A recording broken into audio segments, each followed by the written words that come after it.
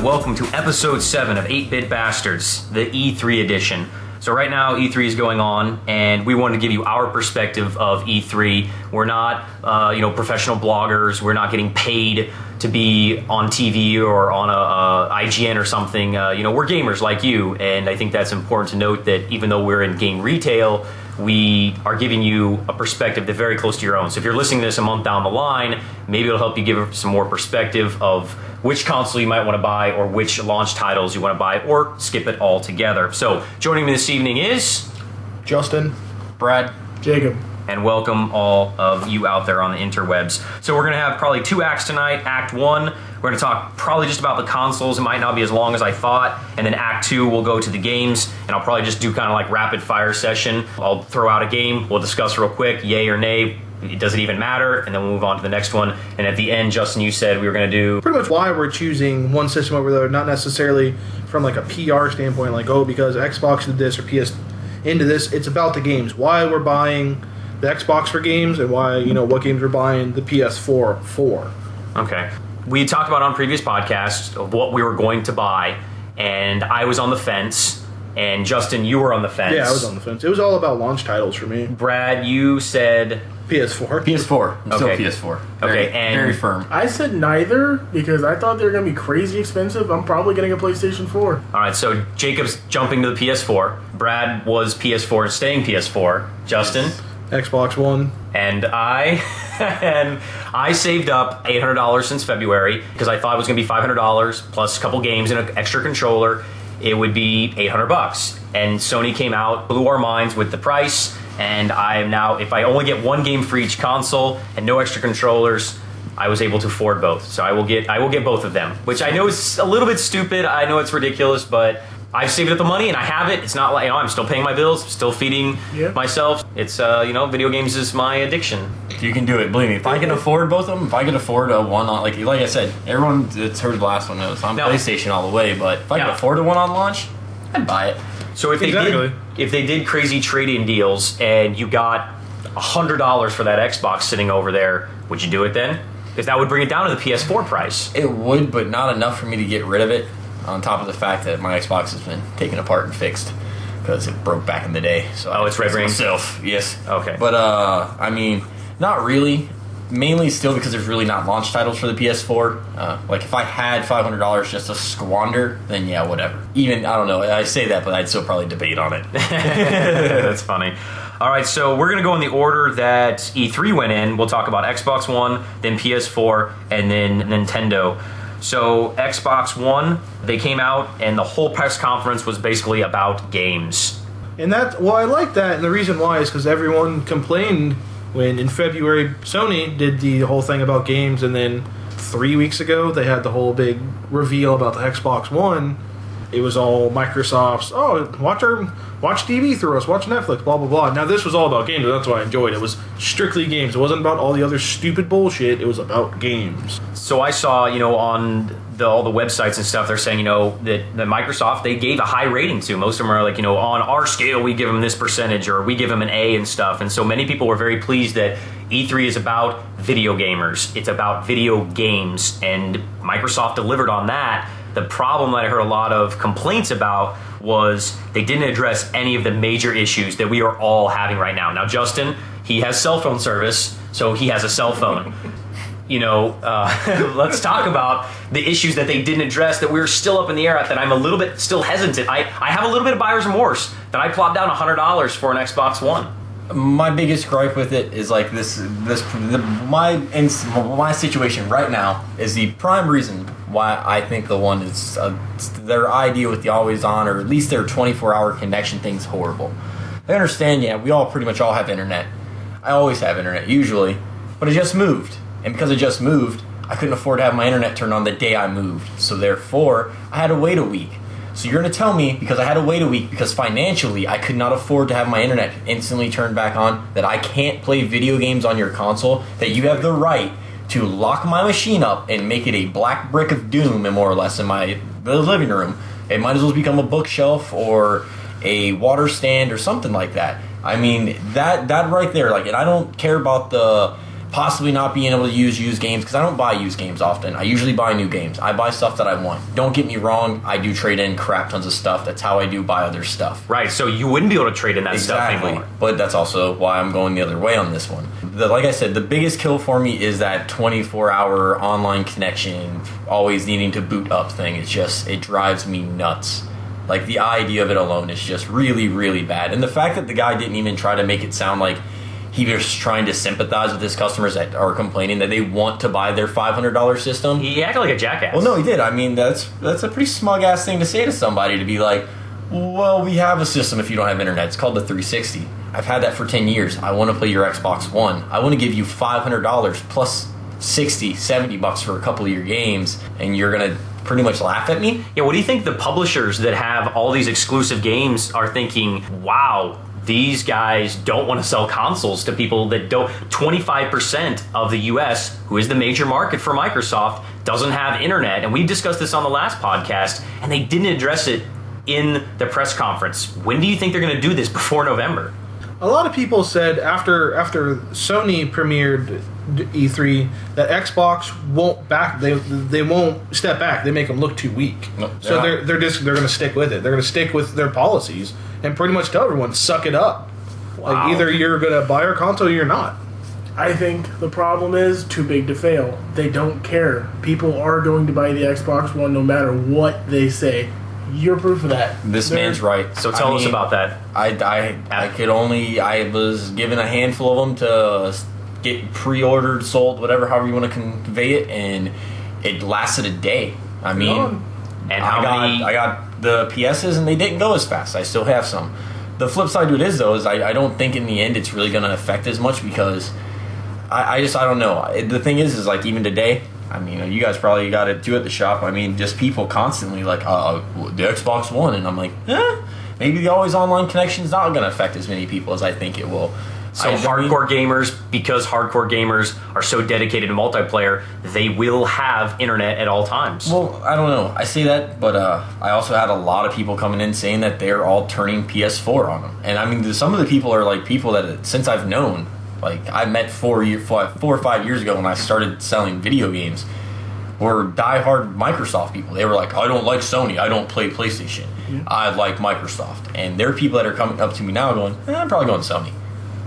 Well, like, when people come into our shop, even now with like the 360 with like Forza, I had a gentleman come in the other day like, well, I don't have online, so all these cars that I own I can't sell. Like, they're even doing that now. Like, anything that's online with just the 360, people are bitching about, but they're still playing it. Like, it's still a bought system. People are still buying it. Just, it's an alternative that people are kind of like, oh, well, I can't do the online stuff, whatever, at least I can play a game. Now you can't even play a game, so is that really going to affect the market? It worries me. I mean, for unforeseen circumstances, like Brad said, you know, I move, my internet's down for a week, now my console is bricked, I can't do anything while I'm sitting in my house with no cable, so I have nothing to watch except for maybe some old movies or something, or I have to go to Redbox and go get a movie. I can't do anything with it. You know, can it even play DVDs? Well, that's what I was gonna say. Can it? You know, does it even turn on, or just you don't have game capabilities? Yeah, you know what? Yeah, I mean that's worrisome to me. What if there's? I mean, we live in Florida. What if there's a hurricane and our power's out for 4 days and it hasn't been able to do its 24-hour thing? You know, what happens when it pops up? It says, you know, hey, you know, Bob, why have you been gone for 4 days? Well, there was a hurricane, douche. Well, and what people on the other side of the fence are gonna be like, wait, you have no power. Why the fuck do you need your Xbox? On the other side is what if the entire, you know, our bright house or whoever we have internet with is down? We might have power, but our internet's down. My internet goes down constantly. So does mine. Oh yeah. Well, no, that's my thing. Is like the sense with the power is I know the way they made it sound is if say you lose your connection, it's not like it's some big massive process for it to get booted back up. It's more or less, oh, boom, it's got internet connection, it works again. It's just it's really really crappy to do that to your customer. Agreed. So Xbox Live will be probably about the same price. They said they're adding on and following Sony's suit with the free games and stuff. Jacob, you said. Yeah, they started doing that on Gold. And what'd you get? I got Fable 3. All right. Next month is Assassin's Creed 2 and Halo 3. All right, so that's coming up. So one thing is, on Xbox One, lifting the limits on friends. Does that matter? Do you have 100 in your list? No, does it? I have like 30 people at most. You know who it matters to is celebrities. Or, like, I don't know what it was a while back. IGN probably, one of them had like, hey, come play with us. And I couldn't because their friends list was full. That's the only thing it applies to. Famous or professional gamers? Yeah. Well, E-athletes? Mm-hmm. Yeah, well, I mean, I remember back in the day when Microsoft was first trying to do where they had like the theme nights on Xbox Live, where like you could play with this at like famous person, or Yeah. play with this group of That's what it professional was. gamers, and you had to send that person a friend request, and that's what you ran into is that you could once they got 100 people, that was it. Those 100 There you people go. were playing. And I mean, I can't say anything because I probably have about 100 people on my friends list. Don't get me wrong. Do I play with all those people? No. God, most of them aren't even online anymore. But does it matter? No. I mean, is it just? It's more, in my opinion, it's still like a novelty gimmick, just like a couple of the other things that we heard coming from these companies. So Microsoft is, next thing on the list, Microsoft is moving away from Microsoft points and will be using real money. Oh, it could be big kids. Yep. I'm pretty excited. That was one thing I was like, finally. But how much is their stuff going to be? Is it going to be higher than No, PS? I imagine that it's probably going to be the same as it is now. I mean, instead of it saying, "Oh, we want 1,600 points," it's just going to be like, "Hey, we want $20." So let's say they want to put DLC out for the new, like let's say for Titanfall, is it going to be more expensive because Microsoft has to get a cut? And if let's not use Titanfall for an example, but let's say Call of Duty. Is Call of Duty's map pack going to be more compared to PSN's because it's actual real money now? I mean, they're going to do No. weird fluctuation because they really don't do it now. Well, no, but I don't see it because even now, if you were to go and buy direct code for a map pack for Call of Duty, it's $15 regardless. No, it's true. I think the Microsoft thing was they were trying to create a sense of that you were in this different universe or you were using e-money, so it was different than using real money because you use real money when you go out to the store. You're online, so it's something different. And I think it was more like a gimmicky thing to make you have a different sense of what you were buying. But again, it was just super damn annoying. Yeah. Well, I think it's funny that was an announcement. You can use real money now! That was a highlight. I mean, people were cheering for that. No. Yeah. I will tell you this: there's too many times where I've, at the end of some Microsoft purchases, had 106 or 140 points. I'm like, what am I supposed to do with 140 points? You offer nothing. I have 40 points on mine right now after buying that thing on Dead Space. Like, what are 90. you supposed to do with that? Like, if you gave me money, like, at least I know I just got $1 chilling. Like, that made me feel better. Sometimes, I had 320 points left and I happened to pop onto the Burnout Crash on arcade thing. It was 320 points. Alright. How often do you buy something for 90 points? I have 90 points. Avatar stuff. I own all the Sonic I games think. because they were 90 points. What? Yeah, Sonic 1, 2, and 3 were all on Oh, Xbox yeah. Live at one point for 90 points apiece. I had random points left over. Doo-doo-doo-doo. So, Justin, you want to pull up your notes and Well, during the gameplay demo for Rise, I don't know if it requires the smart glass or a tablet, but she set up some type of pretty much multiplayer queue that while she was playing Rise, something beeped on her Microsoft Surface or whatever it was. She pressed a button, instantly was in Killer Instinct playing a game. She won, she lost, whatever happened, then immediately went back to Rise. Like, how is that working? Because it didn't really go into how it worked. I mean, is it both your games are downloaded, so you can just instantly switch from one to the other? I mean, what is it? Probably. And that's something that I think they should have gone into more detail about. Yeah. Again, they focused on the games like the gamers wanted.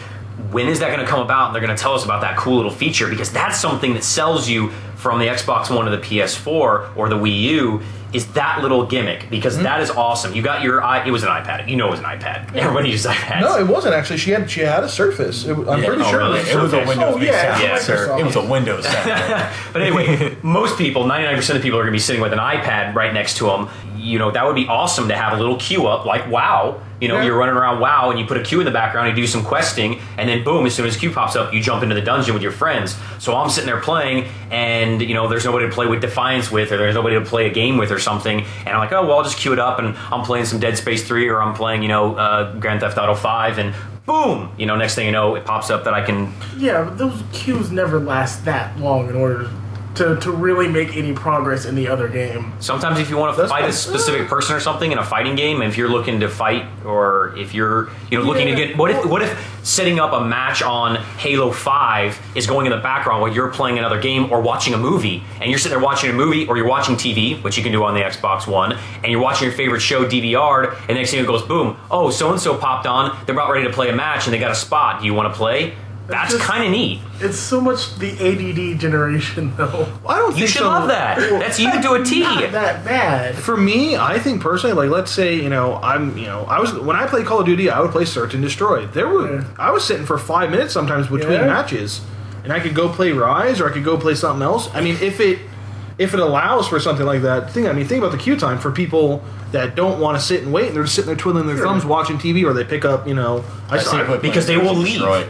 They will leave and they go do something else, and then that's less time that they will spend on that game, less people, the game dies, game won't sell as well and stuff, in turnaround for stuff. The more time they can keep you on it, the more likely they are to make money or keep you happy, and you'll say positive things. My only gripe with it is, don't get me wrong, it is a really cool feature. Like, that's really awesome. I'm not gonna lie. The flip side to it is, though, is do you really want to be sitting there and be getting in the middle of playing a game? I'm in the middle of a part that I don't want to be interrupted at, and now I just get interrupted. Like, well, that's my gripe. Like, and on top of the fact, like, prime example, a chick playing Rise, gladiator-based war game, gets sent to a queue or goes to a queue for a fighting game. Boom, Killer Instinct, completely different control layout. Don't get me wrong. For people that play crap tons of video games, even like myself, I guess I can't complain about it because I probably wouldn't be too heavily affected. But still, like, I don't like the idea of fast swapping. Having like, oh, now I got to remember what I'm not in the middle of doing that. Now I'm doing this. I see its convenience, but I see its aggravation. But that's the thing. It's an option. You don't have to do it. It's not something you would have to do if you wanted to. Like, let's say you're sitting there. I'm waiting for you to get home to play a game. I pop in a queue, bored, playing Street Fighter. And I want to play Street Fighter and Killer Instinct. So I'm just bouncing back and forth between queues of each fighting game. That's awesome. Or Tekken or anything like that. And you wouldn't set up the queue. You wouldn't put yourself in a queue if you didn't want to go play it. Yeah. You would know that it's there. Yeah. You would know, okay, any time now, I might have to stop playing this and bounce to my real queue. So you could pick up the new demo of a game and be playing the demo, and then have your real game in the background looking for a queue for Modern Warfare or Killer Instinct or whatever you're going to play. True. So I think it was kind of neat. Anything else, Justin, you had on Xbox? Not really for Xbox wise. I just thought that was pretty cool. I more or less just kept up with the games. Like, I have a lot. Well, as I said, there wasn't a lot to talk about in the Xbox One. Just the console. Well, the Upload Studio was another thing that I thought was pretty cool because Xbox partnered with Twitch. Yeah, and it was kind of goes back to the fighting game.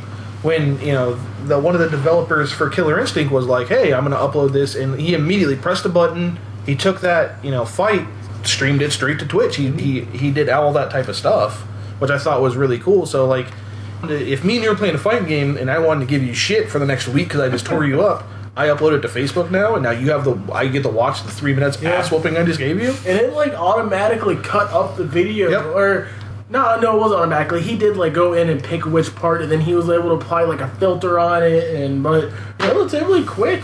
Was he on Smart Glass doing that? No, he was on his fight stick. Mm-hmm. Yeah. He was on the fight stick. Oh yeah, that's right. He was even on the fight stick. That's pretty cool. Yeah. He pressed a button or brought up whatever menu it was, went to the Upload Studio, do this, and this. It comes to the argument that Justin had about how stupid the share button was for the PlayStation, because that's the same thing that the Sony share does. Yeah. Exact same thing. So, you have to admit, you would use it still. Yes and no. It's the same thing. Because me personally, do you think I'm going to use it? No. I'm not going to use it. Justin, Thursday Night Fight Nights, Shane, Brandon, me, all of us playing fighting games. We're all on each other's Facebooks. That's true. Yeah, right. That will get used like every Thursday. Every Thursday. I will make that call now.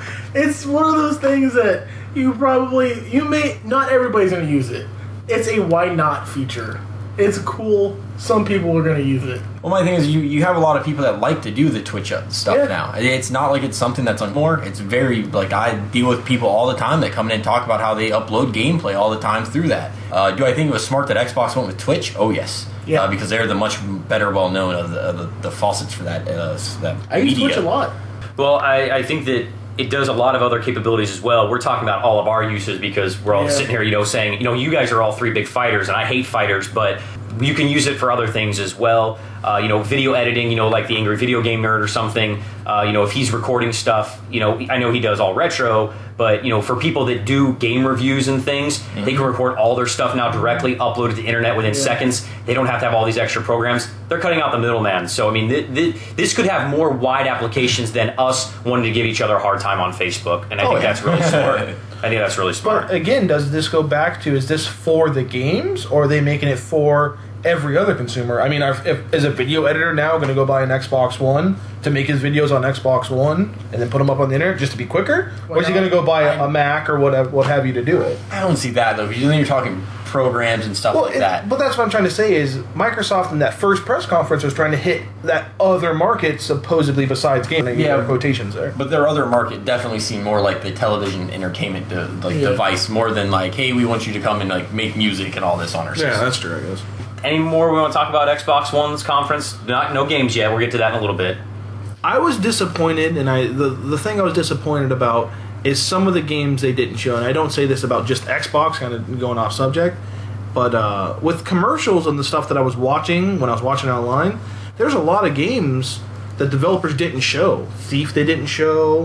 What else was it that they didn't show? I didn't see a lot of stuff that I was expecting to see with these new gen consoles. What about, the biggest thing that I don't remember ever anybody talking about, I guess, is just assumed that they're never going to tell us, but why can't they announce the release date? We know that the new Call of Duty, which is probably going to be on the new consoles, comes out November 5th or 6th? 5th. See, I told you it was the 5th. I thought it was the 6th. No, it's the 5th. I thought But either way. the Xbox comes out November 3rd. No. Well, that's the rumor, right? Their claimed window is the 1st through the 5th. I would expect it probably closer to Call of Duty, like the same day. The only reason I say that, though, it's my own speculation, is because look at how much they focused around Call of Duty over the last two conferences. I mean, even before E3, their one where they were more focused on their media coverage stuff, they still were like, Call of Duty Ghost! Yeah. So, well, it's the biggest franchise in entertainment ever. It's bigger than the Avengers, it's bigger than any comic, it's bigger than any movie, it's bigger than anything. It's a multi-billion-dollar franchise. They're going to package it as close as possible.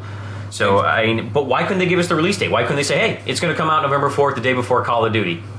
I don't know. I think they're still just waiting. I think maybe even regards to see as what Sony was doing, because Sony was later that night to see like, hey, what's their date going to be? Because the earlier that day it was rumored that Sony had 3 price SKUs, everywhere from $400 up to $600. Yeah, they still have. And I'm not going to lie, I was very scared. But no, what it is now is, from what I've heard, it's like bundles, that you can get a game a game and an extra controller in the system, and it's like $600. I heard it's not a bad bundle. that there was 2 bundle SKUs, which was there was like a $420 one and a $520 one, and that was supposed to be bundled with a certain type of game or an extra controller or something. And I understand the marketing point of view of that you're going to dole out information slowly over time to keep the hype up, to keep people interested in stuff, but that's something that is always a big finishing closer, because at the end of all of these conferences, they always have some big wow thing to snag you, or something to end with a bang, so to speak. I think is something that always wows people, something that will always people like, yes,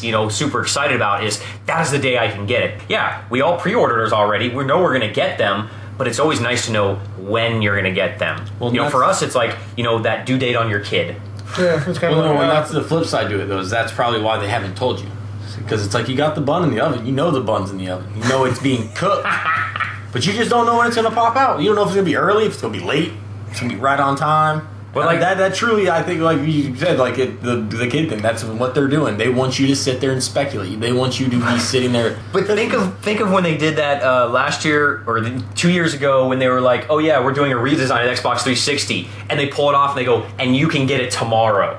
Everybody was like, what? That was awesome, And if they had done that and be like, Xbox One, and you can get it. Obviously they were going to say tomorrow, but you can get it August 1st. Yeah, what if they did? What if they're like, you guys can have this bitch tomorrow? Here it is.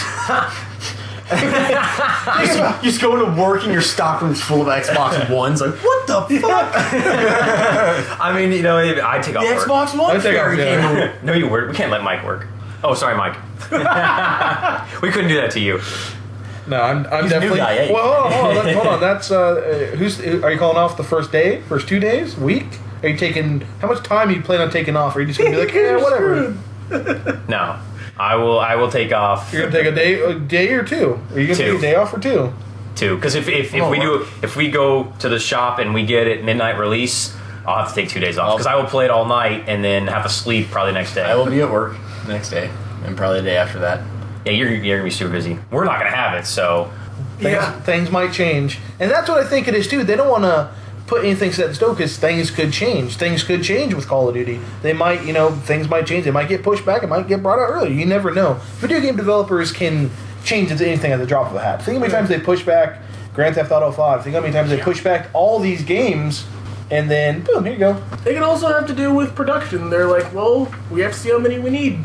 Let them pre-order it, see how many we need, then make this much more. That's what allocations are for, definitely. Yeah.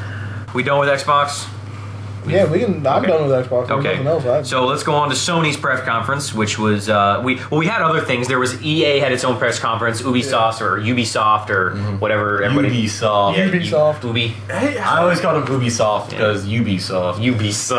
No, I'm not. Stop that, Dad. I'm just gonna interject right here. With a string. And I'm not gonna lie to you. As much as I want to fucking play the game, I swear to Christ, if I have to hear another thing about fucking Watch Dogs, I'm gonna fucking. We'll talk about that later. We'll talk about that later. You can rant later. Sony.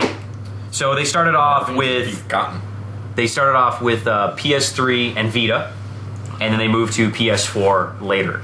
Didn't have as much in games wise, but they made some pretty big announcements. Well, I don't know. They threw down the gauntlet. Well, no, they definitely took the glove off and slapped Xbox with it in a sense. I loved it. But the thing that I'll start it off because I have to say the thing I liked what I saw them is that they didn't fiddle fart around with all this entertainment BS. Even though it was E3, they just didn't do it. You know what? They came out. They're like, hey, we're still going to give you PlayStation. We're still going to give you PlayStation Online for free. All the services, more or less, that you want to use, with the exception of multiplayer, will be free. You do not have to pay for those. You want to use Netflix, just buy your console. You hook up to the internet, you can use it. You don't have to have 24-hour connection. You don't even have to pay for Xbox Live. PS4, you do have to have PlayStation Plus, I think, to play online games. Yes. Just Only multiplayer. multiplayer. No, only multiplayer. Okay, but that is a change. That's a change. It is a change, but I like the fact that when they came out, that's all they talked about with the system. Or that was it. That was their little coverage. It was like 5 minutes. Like, hey, yeah, we're still doing all this stuff we do with the PS3. We're going to support Netflix, Hulu, Crunchyroll, yada, yada. And now let's talk about games. We're going to show you the old, they showed us the same 4 titles that we knew. With the exception, Order 1551 was the new one they showed. And then it went into our 4 that we already know. But I have to say the thing that I really, really, really made me happy was the fact that PlayStation Plus rolls over. The fact that I'm going to get a $60 game right off rip day one from them, even though it's a racing game, I don't really care. Oh, yeah. But it's a game. I'm telling you, and I'm telling our listeners, I pre-ordered a PS4. I kind of got off my Xbox bandwagon, and I wouldn't say I was a fanboy, but I definitely preferred my 360, mainly because of the controller. And I know that seems ridiculous, and of course I was a junkie for the gamer score. But I'm going to play a little devil's advocate here, and I did pre-order one, so I want to preface it with that. But Brad, you had, on the previous episode, been all up in our business about this is a hardcore game console. In the middle of the press conference, Sony starts talking about movies and music and Redbox and live sports events and Flickster. They jumped on the Microsoft X1 bandwagon. Well, no, and they did, but the thing was that it was nowhere near the coverage as what Microsoft did. And don't get me wrong, I expect them to still do that because people buy consoles for those. Just like Microsoft decided, hey, we're going to devote an hour conference to telling you guys just about this, which we already knew they were going to support these services because they've made money off of. Like I said, I'm not shocked that they did it. But the fact that their conference also went like, hey, let me show you all the innovative ways we're going to help progress gaming. We're not going to focus on Ubisoft and EA and all these big titles that just keep pumping out the same dribble we're getting tired of. We're going to start focusing more on indie developers and some of these smaller guys that have made amazing titles that were arcade games or direct system download titles, but have amazing potential. Did you notice Microsoft did the exact same thing? In a sense, though, but they didn't show anything that was like what they showed at the Sony one, the 9 initial PS4 indie title launches. That was cool. The fact that they had them all up there. Yeah, they showed them all up there. They were all playing their game Octodad, which I have no clue what the hell that is. Looked hysterical. Yeah, oh my god, it looks funny. I mean, their indie games looked amazing. The fact that they're going to be streaming PlayStation 3 games through the Gaikai, and whatever. PS2 and PS. Yeah, I wrote that down. Yeah, I didn't know what that was. That's their cloud service. Okay, yeah, I have that. I actually have that down. Please, someone explain that to me. It's their cloud service, and honestly, what I think is how it's going to work is like PlayStation 4, first year of PlayStation Plus, we're probably not going to see a whole shit ton of free PS4 games. What we're going to see is because they're direct download PS3 games because of that Gaikai system. We're probably going to get all sorts of shit from PlayStation 3 for free. Do you guys know how Gaikai works? Not exactly. I was going to say, if you that's know what I a little wanted to explain. I explained it to my buddy last night. Basically, what Gaikai is, and there was a console, I can't remember what the name of it was, that was coming out some time ago that was a streaming-only console, and I think it failed. Basically, you would have a super server somewhere that is running the PlayStation 3, PS2, PS1 games. You are watching a video of that computer running it and sending commands to the server, and that is playing the PlayStation, sending the video back to you. You are basically watching an interactive movie, kind of. Like, you want to think of it that way. You're still playing the game. Yes, absolutely. But you're just watching the video. Is all it is. That's all the PlayStation is doing is streaming a video and sending basic commands. Yeah, sending I/O commands. But it's the same sense as there was when they were talking about doing just your direct download systems. That's how they were talking about doing the direct download systems. Is where your games are all more or less just set in server rooms that your system connected to that server room, and that's where you played your game from. Now, this was kind of late for me, and I had a long day because I'd worked and I'd been enveloped in this all night long. Thank you for explaining that. That stupid Dark Sorcerer thing jumped on that was supposed to be funny, and I fell asleep during it. So what did I miss? What? I woke up, I was like, oh shit. I know exactly what it is. It was supposed to be a demonstration of what the PS4 can do graphically. Oh, And- All that was. It's not a And- game that I heard of. That's what I heard it was. Well, no, from IGN. I don't know, because Quantum Dynamics said it's something from Quantum Dynamics, so it just could be them showing off the fact that, like, you know, Heavy Rain, and we have Beyond Two Souls coming out here shortly, which is the weirdest story of obsessive. Nobody knows what syndrome. that story's about. No, I'll explain after. Okay, thank you. It's fucked. But, like, Heavy Rain was amazing. I don't know I loved if you it. guys. I know Justin played it. I don't know if you played it. I don't know. I I'll don't. slap the taste out of your mouth. I like innovative. I like different, and it was a very compelling story. The fact that it had so many different endings. The fact that I usually figure out it's a game, like the plot and who the bad guy is by the end of the game, and could not figure out who the origami killer was until it was like opens this, and I'm like, what? It's a very compelling series, and the thing that truly sold it before any of that, though, was the fact that when you saw that game, you'd never seen anything like that. You'd never seen anything that looked that real. Was it on considered a console. failure, though? No. Oh. No, Heavy Rain was a success like no one's business. I mean, they remade that was a that was a console seller. Yeah. Well, I really liked it. I think that, and no, I'm not trying to be a dick to you or anything, to Justin, but I think he kind of ruined it a little bit because he gave me so much backstory because I was on the fence whether I wanted to play it and invest, 10 hours into it, and Justin told me so much about it that it was really hard for me to get into it at that point. Yeah. So, But- and then I think you told me the end. So Well, I asked you want to know the ending? You're like, yeah. And I was like, okay, well, this happened. yeah, he told me the end. So I know the game, and it was great. It was amazing. I was just, I think that if I had played it first and told you about it, maybe it would have been different. I think I may have overhyped it for you, and then, like I said, I may have gave too much because there is a lot of character development. Why this happened and why this happens. Because you were super excited about it. Oh, it was amazing. But to go back to the Quantum Dynamic Dark Sorcerer Right, thank you, thing, thank you. Because I don't want us to divert too much because I could talk about Heavy Rain for days. Because I really like that developer because they're really always pushing the envelope for like graphical output and like making shit look real. Like they want you to feel like that it's in a real life experience. Like you're really with these people. Like you build a very good relationship with them. Like it makes me feel like old school role playing games. Like why I fell in love with old school Final Fantasies.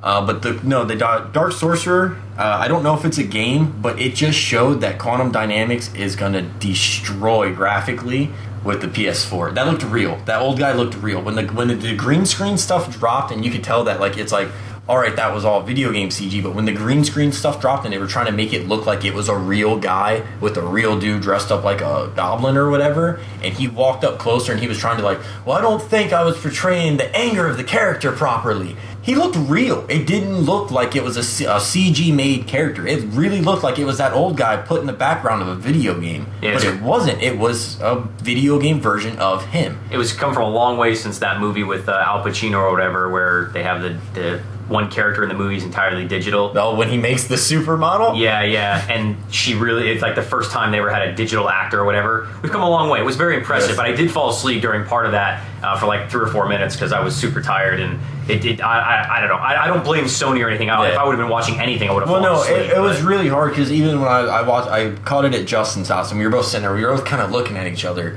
and I was like, it looks amazing. Like, I just wanted to know if it was a game or if it was just them showing off what they plan on So doing. they're probably just showing off. They came out, dropped the gauntlet, supports used games. Have you seen the trailer? Boom! Have you seen their video? Yes. For this is how you borrow a game.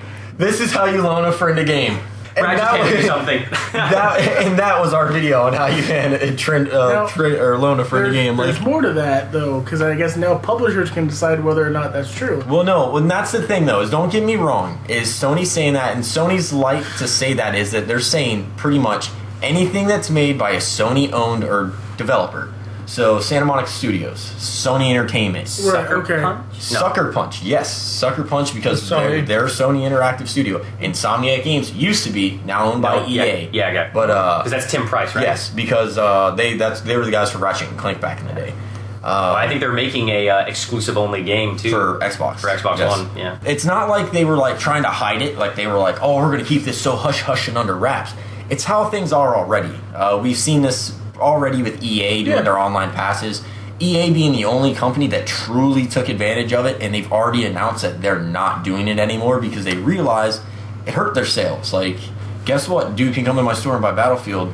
Got to have an online pass. Go buy Call of Duty. No online pass. He's going to buy Call of Duty.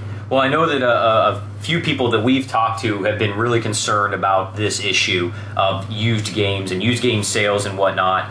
If it's up to publishers and EA, the biggest publisher in the world, is saying that they're not going to do it because they've already made a move away from combating used sales because they took away the online passes, I don't think they're going to try to make the same mistake twice. Yeah.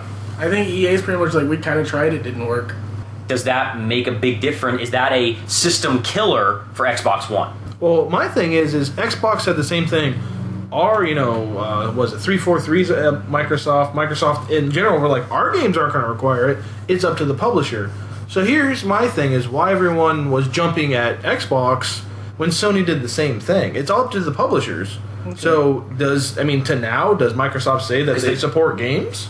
The reason being is that Microsoft said on launch, like, if we both buy Xboxes and say I buy, because they have no interesting launch titles, give me Dead Rising 3. Forza 5. No, because Justin's buying Dead Rising 3, that's why I couldn't use that. Oh, okay. Say I buy Forza 5 and Justin's like, hey, I want to let you borrow my Dead Rising. And we both just got Xbox One, so I haven't been on your Xbox One friend list for 30 days yet. It's like 2 days into launch. You can't let me borrow your Dead Rising, nor could I let you borrow my Forza. And that is dumb. Well, let me interject, because they said in the beginning Xbox Gold is transferring over. Just same thing like PSN was, but you have been on my friends list, let's say. Well, so does it transfer with it? And it's just like, okay, then yeah. Well, then in that case, yes, it does cover it, but it still doesn't leave open, like, the fact that, like, I mean, don't get me wrong, because I guess, I don't know, I guess a good bit of us do still loan out games to each other. It's just very uncommon, because we all have work, buy games. I borrow tons of games from Justin. Well, that's because he has an archive. Yeah, he does have a nice archive. I mean, even like my buddy Walt, like I borrow games from him, but it's not a lot. It doesn't happen a lot. Like a lot of people don't borrow my games, so it's not like that's not really the biggest issue for me with them. Trading. It's more the thing that I want to know more from Microsoft. I guess I should have said it was then when we were talking about it. Is I want to know. I want them to better explain this share thing, because how share was explained in one or two of the articles that I read in IGN made it not sound like it was a bad thing. The way it's read and been portrayed from the Microsoft websites and stuff like that makes it sound like the biggest ball of debaggery ever. I'm giving it more time. I'm hoping that the people are just reading it wrong or writing it wrong, and IGN was right. Yeah. Well, and then they went on and just continued to throw punch after punch, and this was kind of their shebang of the whole conference. No online connection, no check every 24 hours, cross-game chat, PlayStation Plus carries over to the PS3, PS4, and the Vita. Get a lot bang for your buck. I mean, they threw out a lot of things, and it was almost daunting that they didn't take a breath. It was just bam, bam, bam. Well, the time when they did take the breath in all of it is when he was when he was taking his shallow little breath as everybody's going nuts in that place, was when he was like, oh yeah, you have to have PlayStation Plus to play online, like multiplayer. But and the flip side of that, though, is most people that are diehard PlayStation fans already now, I'm assuming, because so many of my own customers and own friends, we've all jumped on PlayStation Plus. It's an amazing service. $50 for the year, and they give you a bunch of games. On top of that, looking at it as PlayStation Plus is going to roll over just like Xbox Live will. Look at it like this. If they do PlayStation Plus and you use it for an online service, think about the fact that they used to not have party chats and some of the stuff that they're going to add with the now paid service, more or less. That's covering them to maintenance this stuff. Yeah, cross-game chat is going to be a thing for PlayStation, and it's going to be they're going to be paying people to maintenance their servers more. I think in the end, us paying for the service isn't going to hurt it. I think you're going to get a better product. Yeah, PlayStation will give us a better product in the end. Are they behind Xbox still? Yes, obviously. Xbox has been doing this for 10 years now. They got the subscription-based thing on lock, with the exception of finally wising up to do free games. Yeah, they went on, they started talking about all access, the cloud service, the streaming, all this stuff, blah, blah, blah, blah. Everything, you're going to be able to use it on a Sony phone, PS3, PS4, Vita. I mean, they are making it across everything. But then, the bombshell dropped, $399, $100 cheaper than the Xbox One. My panties hit the floor at that point. How much was the PlayStation 3 at launch? $600? That's what I thought. Depending on the model. Yeah. 20, 40, 60. I think 60 and 80 gigs were like that. 20 and 40 gigs were like $450, $500 or $550. It was $500 and $600. It was $499 and $599 for the two price models, and I think there was 60 model and the 20 model. I think were the two variations of it, the very first ones. I could be wrong, but I'm just trying to remember here. Well, I know the 20 gig was like one of the first ones. They did it for like a month, and they were like, "That's not enough space." Yeah, they ran out quick. So, one price queue, so one console. With the 500 gigs hard drive, I think. I think, right? They, as far as I know, they didn't announce the size of the hard drive, which makes me a little nervous.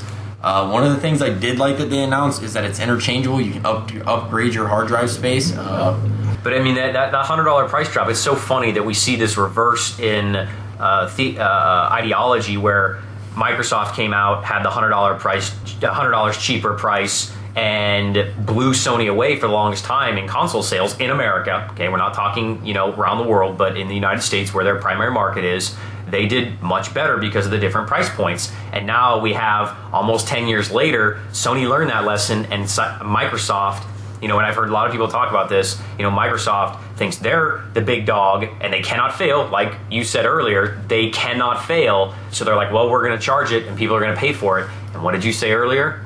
You sold out of Xbox Ones before PS4s. I've had people calling all day, still wanting to know if they could pre-order. That's crazy that they are able to get away with it, and Sony wasn't. Yeah. Well, the thing is, though, is before these generation consoles came out. I'm sorry, give me one minute. I'll give it back to you. No, it's good. I'm recycling. But before these consoles came out, though, is you have to realize that we went from PS2s, GameCubes, and original Xbox. Original Xbox back then was the only title or system that had any type of online service. So before they had ever got us hooked like crackheads on this online gaming, which aside from PC, but you have to remember that SOCOM. Yeah, well, you have to remember even PS2 though. PS2 people, it was very rare for PlayStation people to be online because PS2 network sucked so bad. I didn't know that because I played SOCOM constantly. Yeah, but I mean, it's just one of those things. Is back then we didn't really understand what console gamers didn't grasp true online gaming. We got the Xbox, we got the PlayStation, they keep around for a year or two. We got to suck that sweet teat of online gaming, and we got hooked like crackheads, and now we need more. And that's why, even though they're announcing these new systems, I mean, even if the Xbox or the PlayStation would have went $500 to the Xbox, we just still got it. Well, that's kind of my thing. And what I think, honestly, is what sells consoles. It's Halo. Halo sells consoles. You know why Halo sells consoles? Because you can beat the shit out of your friend online for it. Mm-hmm. Call of Duty sells consoles because you play online. And don't get me wrong, I understand it sucks for the people that don't have internet. I get that.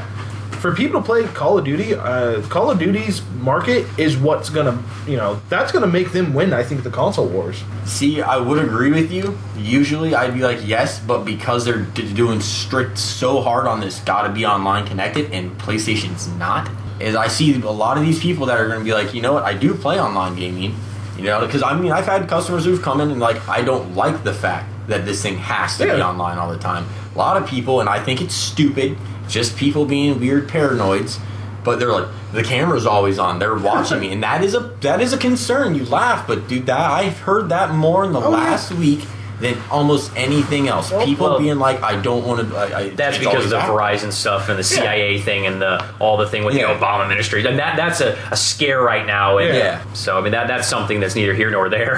Well, think about it. I mean, most people are going to be like, I fucking hate that. And they turn around to playing their Xbox One, playing their Call of Duty. Yeah. That's what's going to end up happening. That's how I feel. That's my speculation. Not to say Xbox is better than Sony, because truthfully, in my mind, and you guys can say it all day that I'm a Xbot, but I love both consoles for their certain things. It is like the people that say, I will not buy it because there's a camera, the same way I say, I don't stop drinking soda, and I'm sitting here drinking a soda. Yeah. I hate it, but I do it anyways.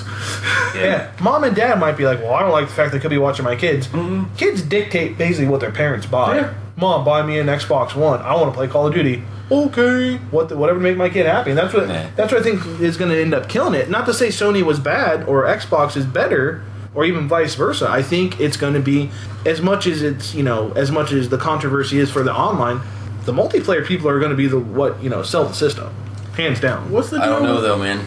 In the end, if Sony's network steps it up though, if Sony's network becomes what Xbox is, then yes. But then again, we're going to have people like Shane that might not fucking buy a console now because he has to pay an online fee. He plays PS3 solely because he doesn't have to pay for multiplayer. And there are some people in the world that do that. $50 a year. He won't. He refuses to pay it. Yeah? He absolutely 100% refuses to pay for it. Now, what's the deal with the camera? Do you have to have it hooked up to the Xbox? I've heard you have to have it or it will not work. As far as I understand, yes. Why? It has to be on. It doesn't have to be on. It has to be plugged in, but it doesn't have to be on. Yeah. They came out and said it does not have to be on. So I have to have a Connect now? It comes with it. I know, but I probably won't use it. But yeah, it'll be there. I'm going to be watching you. They're going to see Brad naked. I'm sure the government's already seen me naked. I have like 3 Connects in my house. This is the thing, and we're not. Yes, we can leave that for conversation. All right, so let's move on to Nintendo, whose press conference was only online through the Nintendo Direct thing. They've been doing this, I guess, talking to their customers, and I tried to get to it, and the website was like broken, and so I went to the other, gaming websites, and they're like, oh yeah, it was down or whatever this morning, so, we're going to talk about it now, and they went to alternate servers, and they were going through, like, Japanese websites and European websites and get it working, but here in the United States, I guess a lot of the servers were down or something, and I couldn't watch a lot of it. Most of it was a lot of games that I wrote down. As far as I know, it was all game titles. They really didn't talk about the Wii U too much. They didn't really talk about the 3DS. It was just like, hey, this is what we're bombarding you guys with over the next year. It seemed more 3DS to me. I think it was more predominantly 3DS. Seeming what I read. Well, it just seems to me, and I've talked about this before, where it just feels, and I know that you've made this argument, Brad, that we got to watch out for Nintendo. We got to watch out for Nintendo. The Wii U's coming, Bayonetta 2. But my thing is that, and somebody made this comment, and I thought it was a really good analogy, is Microsoft and Sony are the professional big dogs, and Nintendo now they're the B team. They're the minor leagues. And, they're not playing in the same league anymore. And they're the backup quarterback, Sorry.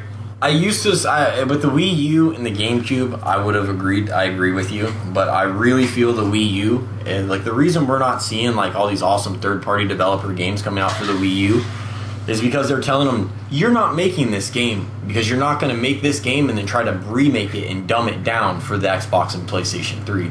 That console is not same spec as what we're playing with now. That console is spec'd for what we're all about to buy.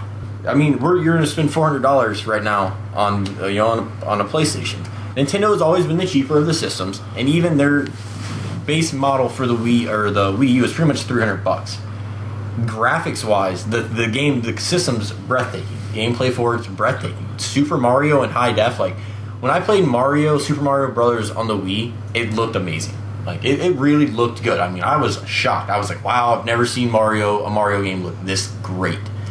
I played it on the Wii U, and I didn't even play it on Justin's 60-inch television. I played it on the 7-inch LCD monitor on the controller. And asked Justin the whole time, like, this looks so much better than I thought it could. He wouldn't shut the fuck up about it. Like, it was amazing. And it's just one of those things is I feel like they really went sleeper mode for this year, and they're just showing like their own IP, like all their games. Yesterday they announced New Yoshi's Island. They announced Luigi U, where this game's not focused around Mario. We get to see what Luigi's doing. We get to see what the life of Luigi's like, the brother that's always been in the shadows. They got a new Wario title coming out. Ooh. Along with the fact this is a 3DS though, is A Link Between Worlds, which is the sequel to A Link to the Past, which I'm not a Zelda fan. Yes, Justin, I'm not a Zelda fan. There's one Zelda game I love, and it is A Link to the Past. I played it every day for years on end on Super Nintendo. I now have to buy a 3DS so I can play A Link Between Two Worlds. Along with that, like I said, they also announced Bayonetta, which previous podcast you found out me and Imsa are both girls over. It looked phenomenal. The weapons, she was shooting missile launchers out of her heels. She didn't have any missile launcher weapons in the first game, so that was pretty awesome to see. And just the combat was so fast-paced. Nintendo is not restricting Platinum games. It's not like Nintendo old school, where it was like, oh no, we want this to be very, very kid-friendly. Platinum Games is like, this is not a kid game, so we're not going to make it like that. Nintendo goes, we don't want you to. We want you to make the game you made last time. So they try, I mean, because like I said, she in combat summons one of the big dogs, and it's not like one from like you hit them and it goes into the torture thing, bash X to big up the gigaton thing, and then the dog comes and eats it. Mid combo, beating the tar out of the guy, disappears. Dog comes and just smashes the dude, and she pops back right into a combo. So like you just made a really good point. You said that Nintendo is kind of taking a step back for a year. I think they've taken a step back for a couple of years. They went the friendly route with the families. Mm-hmm. They made lots of money. Oh, they made Wii the Wii was the only system ever to make profit day one. Yeah, it made money. A system that makes money is incredible because usually they lose money. Yep.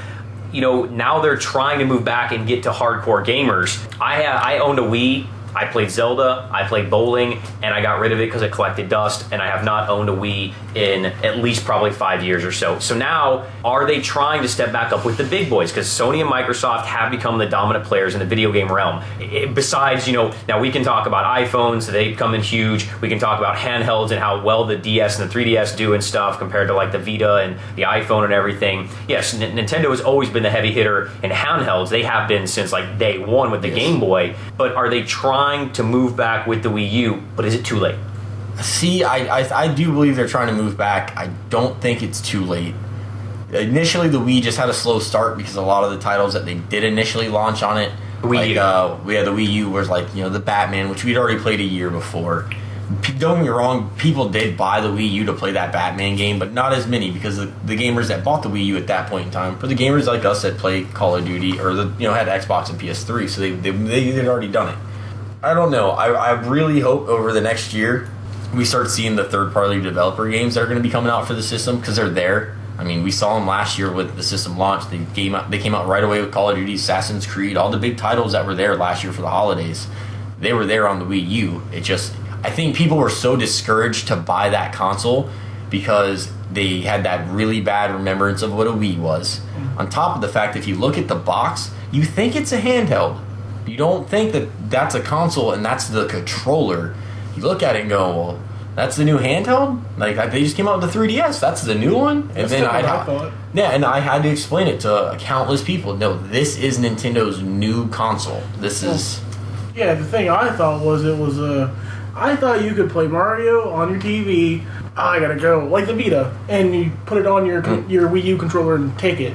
Don't. No. It would be awesome. Missed on that. Well, the thing that sucked for me personally, if I'm trying to sell this console, it's a Wii. It'll play all your Wii games and all this stuff, but now it just has basically a new controller. You use the Wii mode? You can. It plays all original Wii games, has a sensor bar, has the whole thing. And then people are like, well, why do I want it? I already have a Wii. Yeah. And that was always my kind of thing. And I'm like, well, you got a point. Like, yeah, I got you. Well, the point to it is, though, is that it's not a Wii.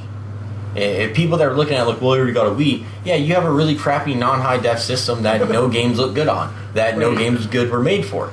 They're offering you a system that they're even being nice enough to go, you know, all those accessories and shit you bought for that last one that we messed up on, you can use it on this one. Who does ain't that? nobody else doing that. Yeah. I ain't using my 360 controller on the 1. I ain't using my PS3 controller on the 4. I'm nervous if my Triton Kunais I just bought are going to work on the new consoles when they come out. I doubt it. I don't know. I feel like Nintendo has dropped as in a core gamer since, I think, in all honesty, since back in the day with PS1 and 64. Because PS1, you had titles like Resident Evil and Final Fantasy VII, and they were very, very compelling titles. I mean, I was a Nintendo kid, and then I saw these. I went over a friend's house and saw Sony stuff, and like Twisted Metal, Killer like Instinct. I didn't. My mom and dad were like, "Oh, you want a 64?" No, I want a Sony PlayStation. What's a Sony PlayStation? I did the same It's thing. what Cody has. They went over, you know, saw my buddy Cody's parents, and they what did Cody? And then I've been PlayStation pretty diehard ever since. I have always loved Nintendo. I will always love Nintendo. They were the guys that got me hooked. I mean, I played all the Mario games. I played Duck Hunt, man. I played Galaga. I played Centipede. I played Mad Max, which they're remaking, which made me cry the other day. I was like, no way! All right, so we're about an hour here, so we can. Are we done with consoles? We talked about Xbox One, PS4, Wii U. Hopefully, the reemergence of Nintendo as a hardcore. I have one thing I want to add to the console thing. And it's just something I read today on IGN. I don't know how much you guys might have heard about it. My only gripe with it is I love the people that do E3 and what they do for E3. They would not let the Ouya, apparently, or whatever, at the conference because of some dumb stuff. So they're Ouya... not going through the ESA to release games. Yeah, they're not doing the ESRB. So the ESA would not let them in E3, so they did a thing across the street, and they called the cops. Well, get this, though. They set up a whole big Ouya thing display across the street. Went on for the first day or two. So what does the ESA people do? They go in and rent the spot right in front of their stand, and they have a whole bunch of semi-trucks put their trailers in front of all the Ouya stuff. This is good drama here. It's And like then, a TV show. Well, you know what the Ouya people do? You guys just brought us free stuff to hang all of our banners on. And so they rented the spaces in between all the trucks and whatnot, and just Ouya stuff everywhere. Needless to say, the ESA people called the police, the LAPD. From my understanding, LAPD did nothing. Nope. I saw them. They pulled up on their little segways and they walked around and were like, well, they didn't do anything. No, you saw the segways? You know what they look like, though? You're a Star Wars nerd, so you should know what I'm talking about. Oh, yeah. The Cloud Riders? Yeah. Dude, I pictured Anakin on one of them. Yeah, for sure. All right, so let's go ahead and take a break, and we will be back momentarily. All right, welcome back to 8-Bit Bastards, Act 2 of today's E3 edition. We're going to be talking about games today. Lots of games. Brad, you're going to start us off with this gen because the entire E3 was not all about Xbox One, Wii U, and PS4. Tell me about the 360. This is very true. Well, not too much on the 360. Nothing that we didn't already know. Heard that they're possibly doing a state of emergency multiplayer DLC because the game sold so well, and it was rumor milled to be something going on around E3. My main thing is that, I mean, to say that we don't have any good titles coming out, I mean, with everything like Grand Theft Auto, all the DLC type games coming out, I mean, we got new Castlevania, Konami showed Lord of the Shadows 2, which Castlevania Lord of the Shadows 1 or whatever was amazing. Yes, agreed. The fact that it's literally picking up, or at least the trailer I saw made it look like you were picking up as him again, but as Dracula. Yeah. Very compelling in that regard, because like Big twist on how the franchise went. Exactly. You're used to being, that vampire hunter or being Alucard trying to just, slay his father or someone of the Belmont bloodline. But to get to actually play as Dracula, as Gabriel, I like that. It very, very much so locked Not the me same in. dribble redone. Yes. They had the reimagining, Lord of Shadows, and it was, a lot of people were mad about how they redid it. I thought it was fantastic, the reimagining of it, and I'm super stoked for the second one. On top of the fact, of course, it cannot be overshadowed by any means because it's going to be fucking amazing, is the Grand Theft Auto 5. The stuff they've shown is just overwhelming. Now, but really, is it just another one with prettier graphics? Well, don't get me wrong, it's another Grand Theft Auto with, yes, prettier graphics. That's a go figure. But, I mean, You're talking a game that they're literally saying is bigger than L.A. Noire, Red Dead Redemption, Grand Theft Auto San Andreas, and Grand Theft Auto 4. You're talking something that, in my opinion, San Andreas felt like it was bigger than Grand Theft Auto 4 anyways. Like, you go out to the desert, you went to Vegas, you had Los Santos. The desert alone felt huge. You had to that random airport out there. I loved going back to the West Coast because that is hands down my favorite GTA was San Andreas. I like the idea of going back to that area. So far, I got to say, shit's going to get really messy because I love Trevor, the new guy. The white trash dude with the cut here tattoo on his neck. It's going to be hard not to be playing as him the whole time. Now, how does that work exactly? You get to pick which one you want to play as the whole time, or they have storylines for each?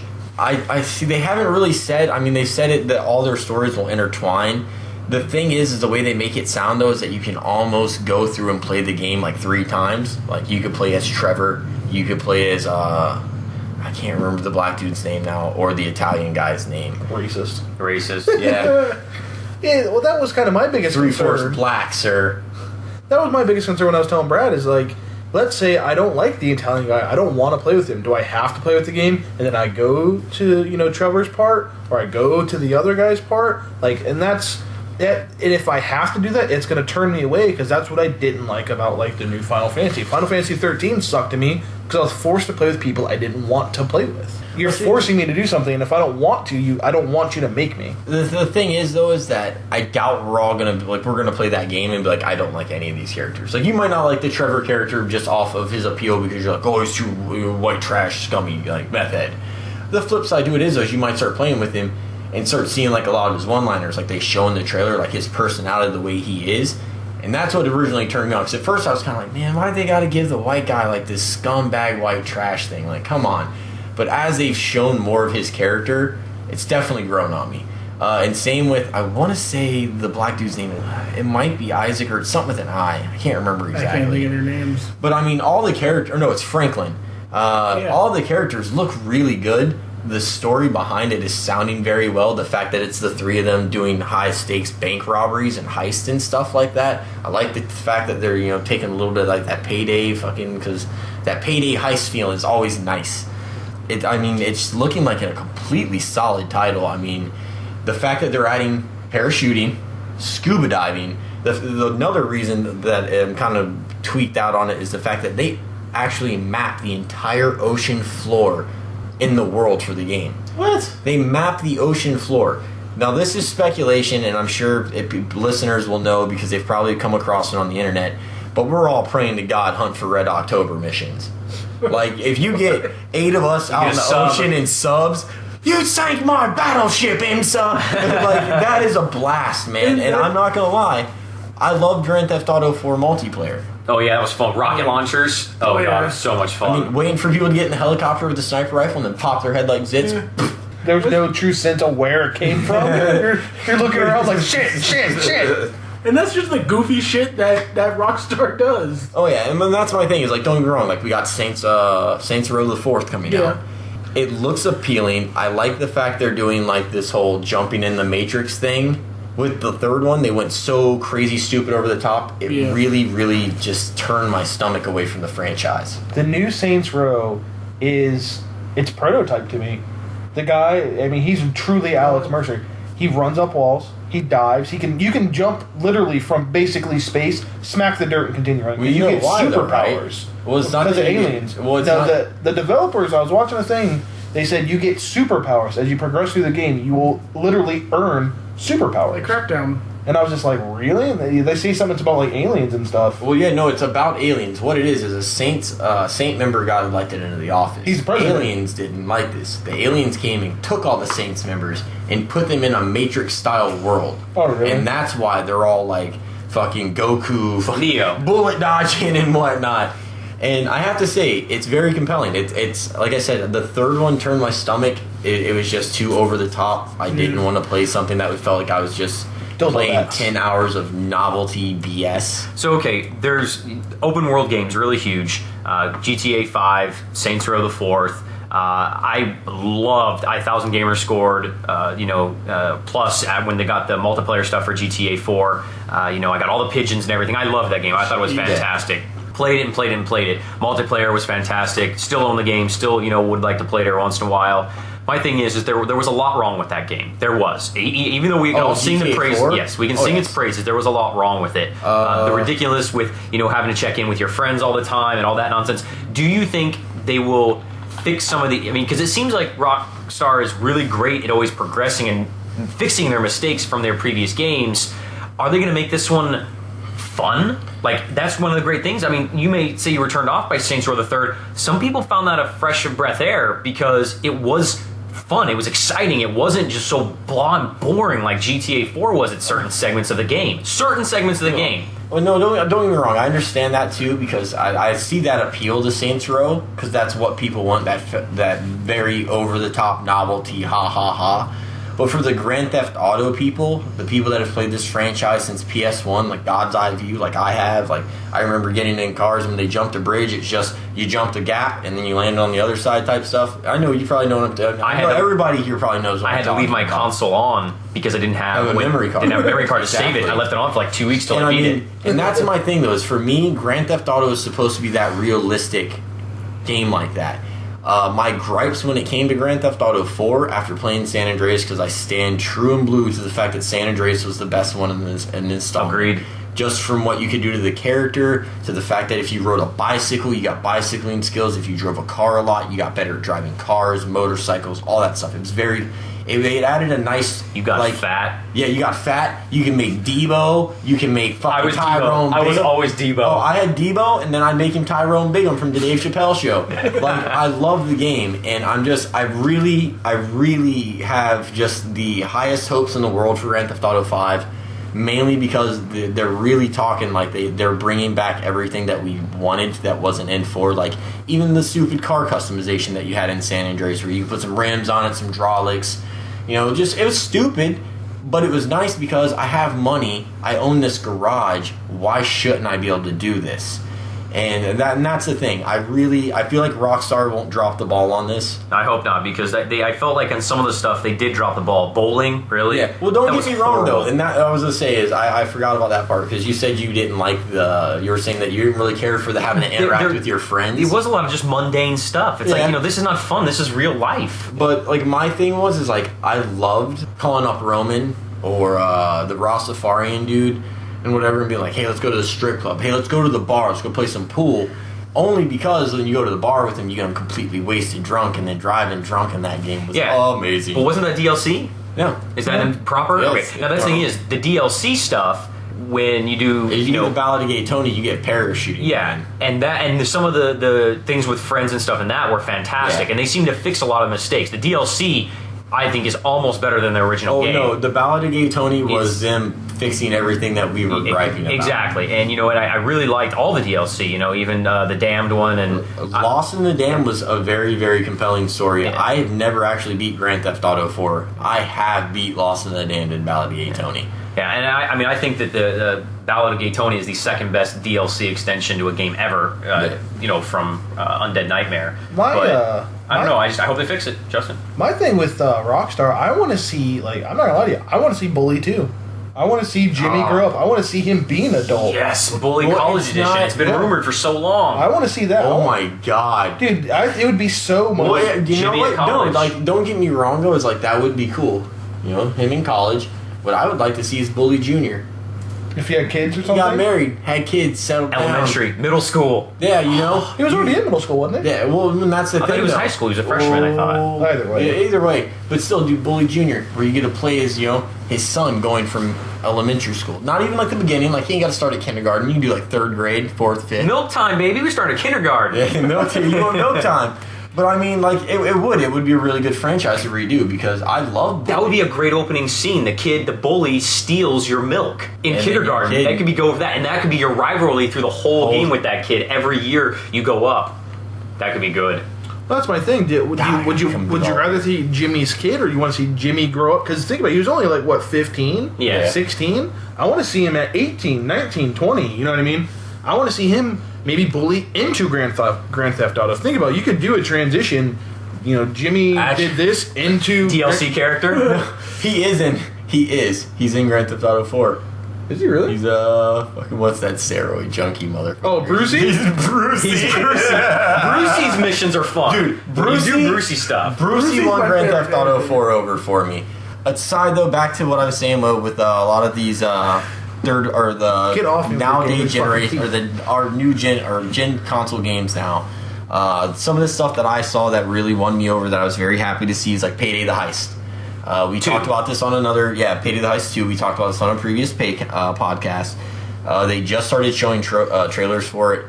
It is amazing. It looks so good, so good. I'm sold on it instantly. I'm actually gonna cancel my Xbox pre-order to put it on PlayStation, just because I have friends that I play it thought on the PlayStation. trailer was kind of creepy. Well, it's kind of quiet. Well, no, Wow, and I'm like, ooh. no, it definitely was creepy, but it was a really good trailer, though. I mean, it sold me on the game. That and my own little personal pet peeve is when I was a child, I didn't have a Sega Genesis. My cousin did, and when I would go with my grandmother to her house, they had this game called Castle of Illusions. Mickey Mouse's Castle. Play a game for endless on a time. I later found out last night that it is being completely remade for the PlayStation Network direct download. It is my direct download game probably before the end of the year to buy.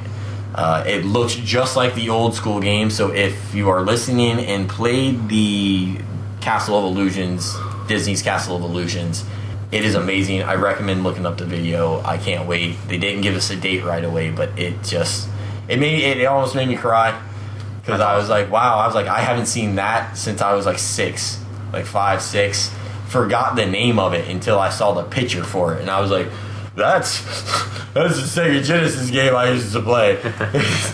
I know that there are a few guilty pleasures. I like the crappy games. I'm probably gonna get Deadpool on the 360. It might not It looks really- amazing, man. Yeah, so I mean, there's a few still out there, and there's a few lingerers that I'll get on the 360 or PS3. I think the developer for Deadpool is the guys that have been doing the Spider-Man games too. Which have been great games. Yes. They're very solid. Yes, They're very right. competent. I Yeah, haven't played them. no, they're all great. No, they're really good. Oh, you play as League of Legends. That's why.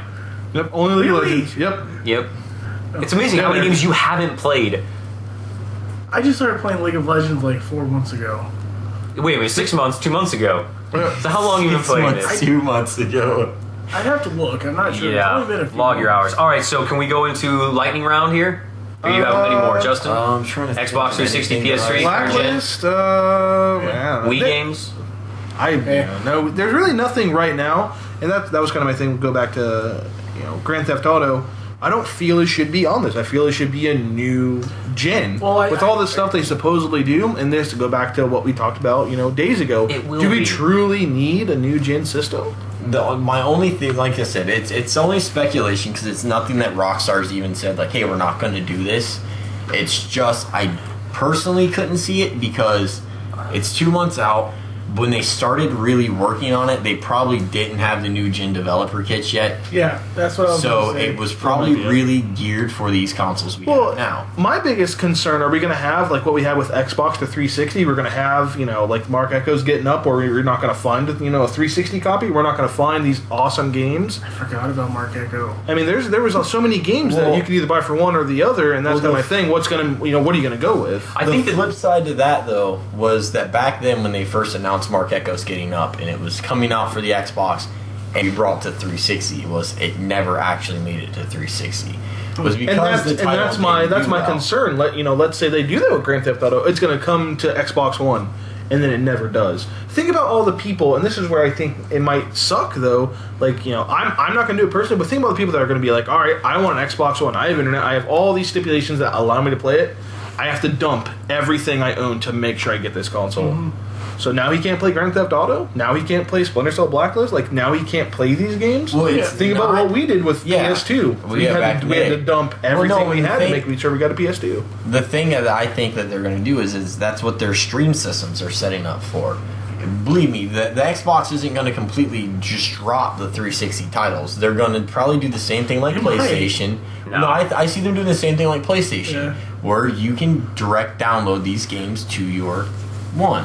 The main reason being is because it shouldn't be that hard. It's a direct download copy. I mean, it's not running off a disk. You don't need to format it or anything. It's It just is because download. it's a different file system. But it should really? play it still, I bet. Yeah. I don't know. There's no way. They Microsoft, should the guys, easily be able to convert it, though. the guy made the rude comment for people that don't have internet that they can buy a 360. So that means obviously they're going to keep supporting the 360. Yeah. We are not going to They see. are. We're not going to see the drop like we did from Xbox. When they went Xbox to Xbox 360, they dropped the Xbox. Oh, almost they cut completely. that thing the day one. But day one gone. they are not going to let go of the golden goose. Oh, and no. Xbox 360 is their golden goose. It's their meal ticket. They're not going to stop supporting it for easily 2 or 3 years, I bet. Yes, I agree with you. It's going to be 2 or 3 years before we see them drop it. I don't know, man. It makes me very, very nervous. Very nervous sometimes. This spot's much better. Oh, yeah. This is a good spot. So we could go into kind of the lightning round here and just start flying through games. Yay, nay, what we think. Were we excited? Will we buy this game when we drop $60? We can talk about the exclusivity of the games, and I think that is somewhat of a factor we definitely need to talk about. How do you guys want to start it? Let's start off with I'll just go. Xbox One, Rise, Son of Rome, launch, title, exclusive. Looks amazing. Looks Okay, hold on. fantastic.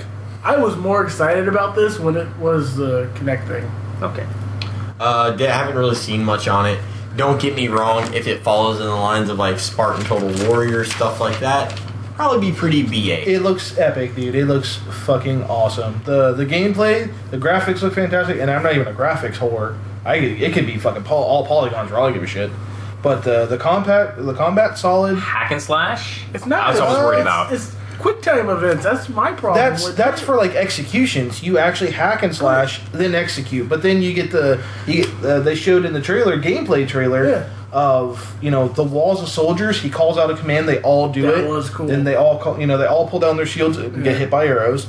Then he makes a command where everyone whips out javelins and then they stick all the opposing people. So my concern is here, are we going to see another issue, like what we talked about earlier, another Brutal Legend, where suddenly halfway through the game it's going to change and I'm going to be controlling these huge Roman armies and it's going to be an RTS thing and I'm going to be like, no, this sucks, I don't want to play this. I mean, is that going to happen?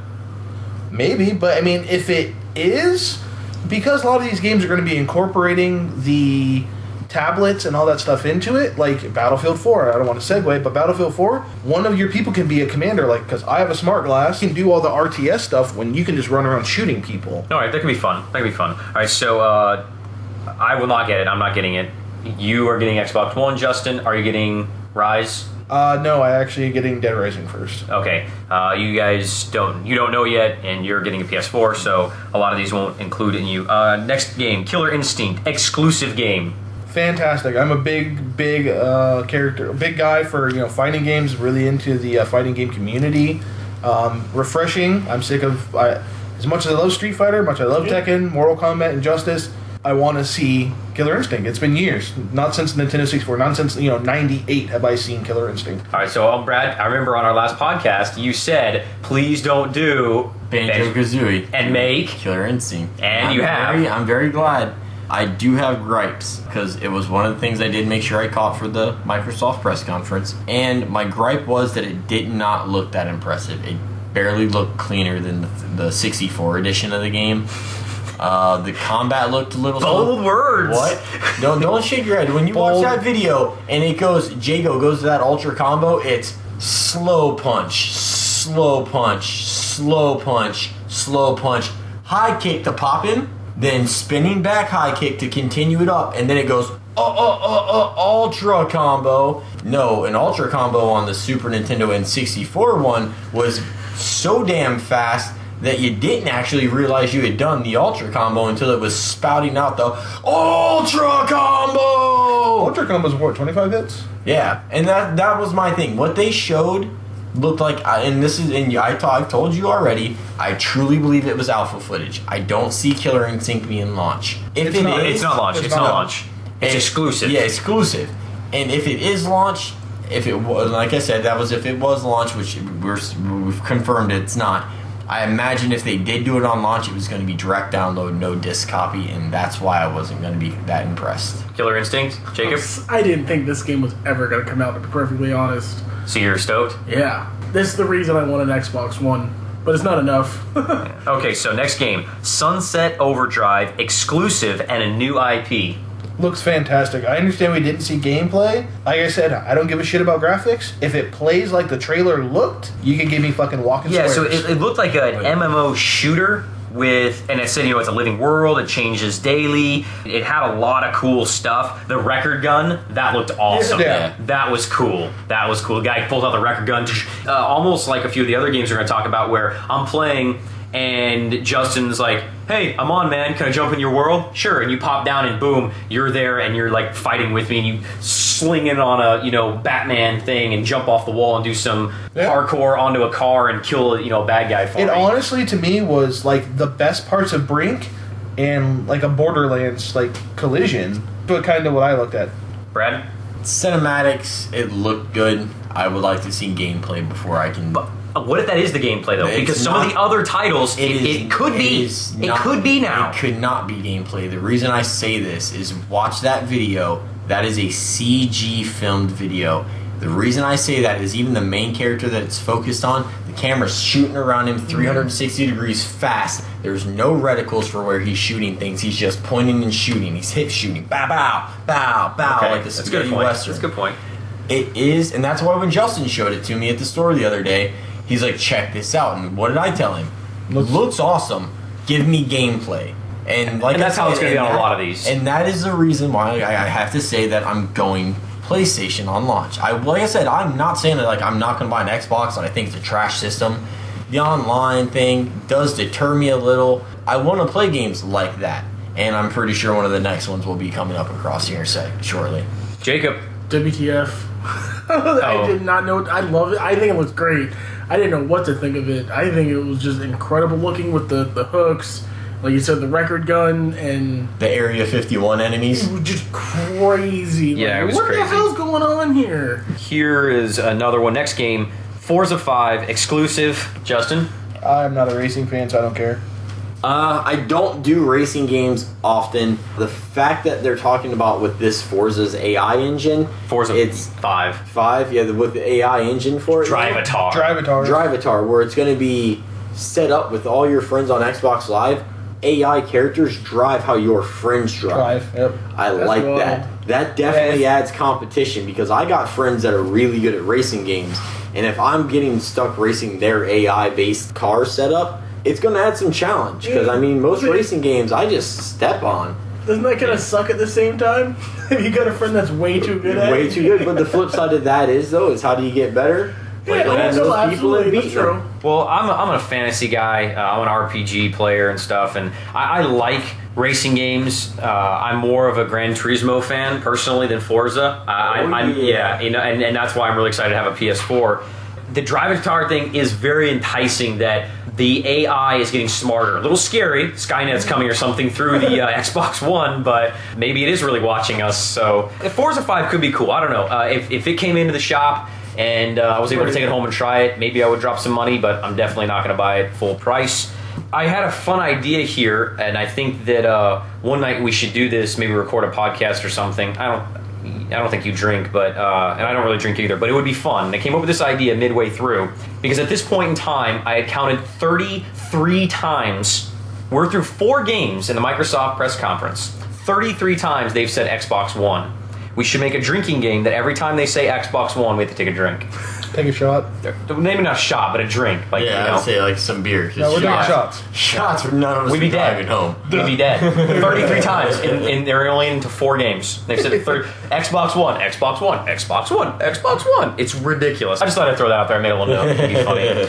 So next game, Minecraft, Xbox One. Here's my thing: is it just the same game? No, they really didn't. No. It's been the same game since beta. No, please let me elaborate. It's Legos. It's Legos. I know I'm pissing off a lot of people. It's an not awesome that. Legos game. Oh, it's fantastic. It is. It's though. fantastic. It is Legos. fantastic. The thing that the one is gonna have with Minecraft is when you play Minecraft on PC. Sell me. No, get this. When you play Minecraft on PC, your world isn't how it is in Xbox Live. In Xbox Live, your world's a designated size. It's a box? Yeah, it's a box. You have 4,000 bricks this way, 8,000 bricks that way, 4 that way, 8 back. That's your world. Everything in between, it's yours. It has height, or you can go up to as high as you want. But eventually you dig down, you hit bedrock, that's it. PC is unlimited. Yeah, well, don't get me wrong though. And with Xbox One, same concept. You can dig down as far as you want. You hit bedrock. Even in PC, it's like that. The flip side to it is now it's like PC. Your world isn't a big square. Your world is supposed to be never ending, like the PC version. Like you can just keep trucking it down the fucking. But why is the Xbox One? Is it limited? Is that the memory space? Okay. Yeah. They've been slowly patching it. Yeah, over. they've constantly been updating Minecraft for the 360. Okay. The One edition will be so much more spot on like the PC edition that is. So people that don't have a high-end PC that were Xbox 360 Minecraft fans get an Xbox One. They're Minecraft junkies. Now they have the equivalent, but they're going to be happier. Yeah. Jacob? I thought Minecraft is on servers, and that's why it's unlimited. You have to actually pay for a Minecraft server. So maybe you have to with Xbox One as well. It could be that, or it could be Microsoft is banned up with Mojang. And literally, or Mahjong, or whatever. Oh, the name of the company. Yeah, that's the like, company. yeah, because don't get me wrong, them and Microsoft are locked in together because they haven't done Minecraft other than PC on any other console. Well, it'd be cool. I could see them literally being like, "Hey, you know, you give us a couple servers." Right. Well, they could do it as a budget title, and you have like a subscription fee, or you pay a one-time extra little bump to them or something. That'd be cool. Well, Battlefield 3 has servers. Yeah. Well, the thing is like Minecraft usually only runs $20, and that's the basic value that we get out of it right now. The basic Minecraft. If they give you the full Minecraft, like the PC version one runs, and you'd be running obviously through Microsoft probably servers, I don't see it being $20. I could see it being 30, 40? $30-$40, 50, even possibly 50. Flip side to it is it might not even be just direct download game because they realize that having a disc version of Minecraft is an extremely profitable thing to do. Yeah. All right, next game, Quantum Break, exclusive to the Xbox One. I didn't see this one. It didn't show enough to me. I'm very weary about time travel games. Yeah. Like it's just another time shift, or it's just another. I like Time Shift. I like shitty games though.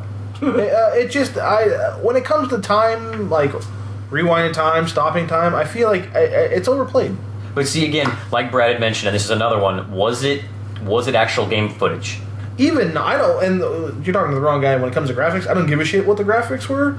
What you saw still wasn't enough for me to be like, yep, I'm bought it. That's not an Xbox seller. And that's not a, I have to pick that up day one. Yep. Like, it's not an Xbox. Dead Rising 3, gotta pick it up day one. Do you know what we're talking about? I guess, yeah. Okay. I guess there's going to be a TV show with it, too, like Defiance is doing. I heard there was going to be a mismatch. Not mismatch. Maybe it'll be a web series or something. Yeah, other than that, don't really care. Okay.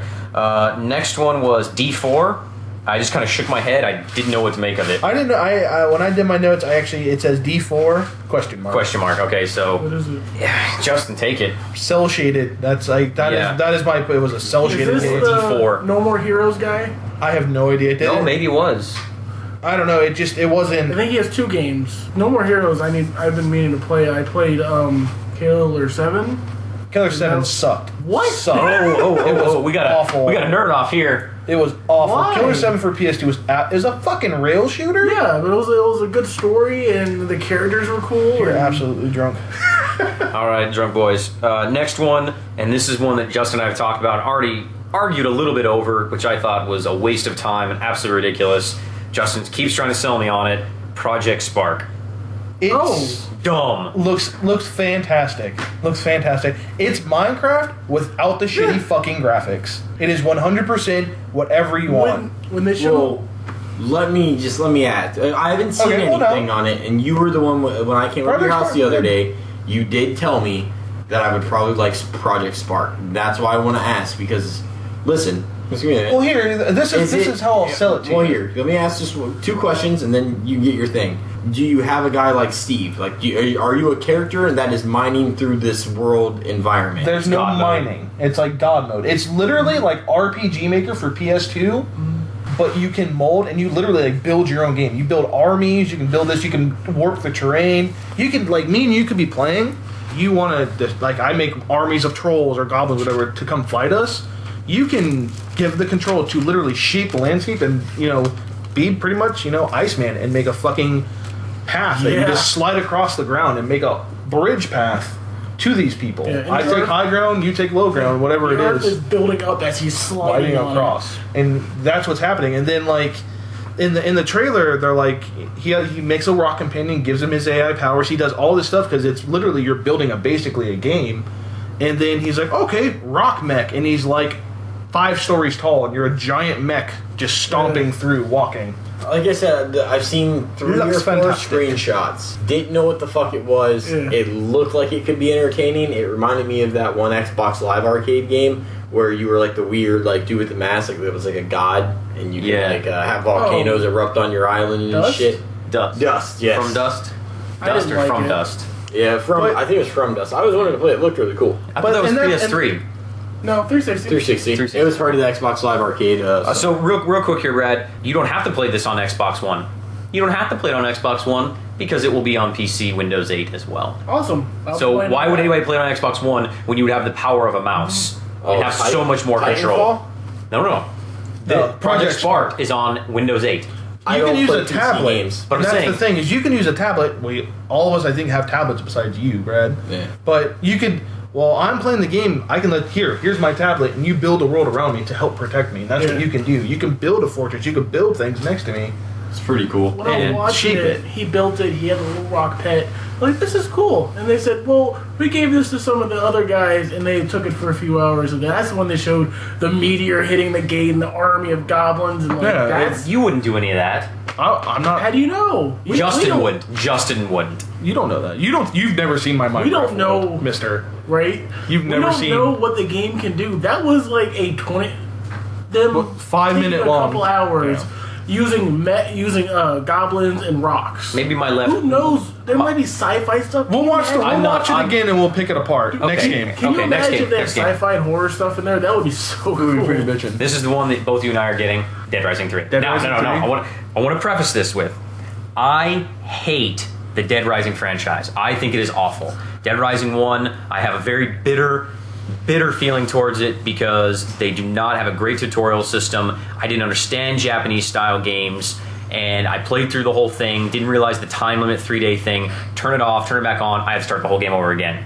Played through it again, didn't realize I was doing something wrong, I had to play through it a 3rd time and finally realized you had to save in the bathrooms, and I was pissed. Pick up Dead Rising 2, they have the same stupid mechanics and stuff of the timer and the save stuff. I'm just like, I do not like this. That is my only thing I'm a little bit hesitant on. It looks amazing. The new character looked awesome.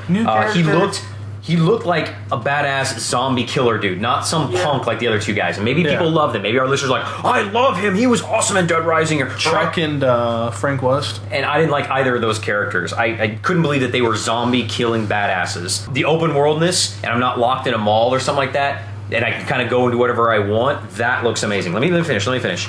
No loading times, so you can just seamlessly go across the whole world, as long as it doesn't stutter or anything. And eventually, it might if there gets too much info bogged down. So my thing right here, it looks super fun. I pre-ordered it. My concern is it going to have the stupid time limit, being that it's an open world game? I hope not. How is it going to save? Do I have to go to the bathroom? And it better tell me that I have to go to the damn bathroom to save, or I'm going to be pissed. Jacob, will start you this time. It does have a time thing, I'm pretty sure, because it said something about you have to get to the city before dark. So there's probably a time. Though that could be like portions of time limits. But do I have 3 days and then I have to be done with the game and start over again? I hope not. I hated that stuff. I have the same feelings that you do. It's like, I like this game, but I really hate that timer. Yeah, and I felt like I would miss so much of the game because I had to make a choice. And I understand that. That's part of games. You have to make choices in games. I want to experience the whole thing. Why would you create a game that I cannot experience everything? You can. You just have to keep doing it. Yeah, see, it's almost like Majora's Mask. Like, and that's what people hate about Majora's Mask. You can go back and be like, well, I didn't save this girl this time. I can go back and do it this way. But don't get me wrong. The thing is, though, is from my understanding of what I've seen in the video that Justin showed me and stuff, is they're not talking about a time limit as much as you can just run around and do it the finnuck you want. Yeah, because it's like you're just trying to mainly make sure you survive. Yeah, they said something about getting back to the city before dark. Well, they say in the trailer the whole point of it is you have to make it to the Civic Center by dark. Oh, is that okay? Yeah, but the thing was, you saw 10 minutes of gameplay? Yeah. And there was literally, it didn't start turning dark, so it depends on how much time you get light and dark. And who's to say that's not a major game point that until he gets there, it won't be dark. So you can literally run around for the next 5 hours just killing shit. They say in it 100 plus weapons that you can slam together and make even more weapons. Sledge saw. Like I said, no loading time. You can get into a car and you can be bogged down by zombies. You can be driving. He pulled them out, remember? Yeah, you can be driving too many zombies. Your car will stop and they will start climbing into your car and trying to rip you out and eat you. So, as opposed to Dead Rising 1, you're not in an indestructible car, basically. Yeah, they had to destroy your car, essentially, for you to stop being God in it. Looks great, though, and it's an exclusive, but... Is it really? Yeah, it's an exclusive. The best part is, Dead Rising 2, you had to go to a bench to build a gun. Here, you get 2 pieces, you can immediately put them together. Thank God. You can sit there, put your thing together, and continue walking. Well, I definitely think this is almost like it's the exclusive, almost system seller. I would say. Yeah, if it delivers on what what the game Definitely. footage already showed, it's a system seller. When I was watching it, Kim was watching it too, and I just kept hearing, "Oh my God, oh my God!" She's like, "That's a lot of zombies." It looks wonderful. It looks incredible. It looks yeah. terrifying. Yeah, I mean, it was a lot of zombies. Don't get me wrong, and it does. It looks amazing. Were they still dropping the ball? Where's the multi? They didn't say that there wasn't any. They never. They better. They never addressed it at all. Yeah. That would be Yeah. pretty cool to be able to drop in and out of each other's games. Yeah. There will be. No, As much as that after the Xbox last One. well, not even that. After the second one, where you play as Chuck Green or fucking Chuck whatever his name was. Yeah, I think this is like it should have multiplayer. It should actually have more than one multi. I just want to know like what the guy's true background story is. Is he just like a Navy commando? 'Cause Nope, he is a mechanic, and that is all. he looks like fucking one of the Sons of Anarchy. Yeah. Yeah. Like All right. So next game, Witcher 3 Wild Hunt. I put down that this was a free roaming game. Hundreds of hours of gameplay, no linear quest, which was kind of neat. It would incorporate voice commands, and it would incorporate smart glass for inventory use. Any Witcher fans in the house? I liked 2. It was kind of linear to a point. It was a great game. I like the fact that The Witcher 3 is going to be open world, but it's a Witcher game. It's going to be fantastic.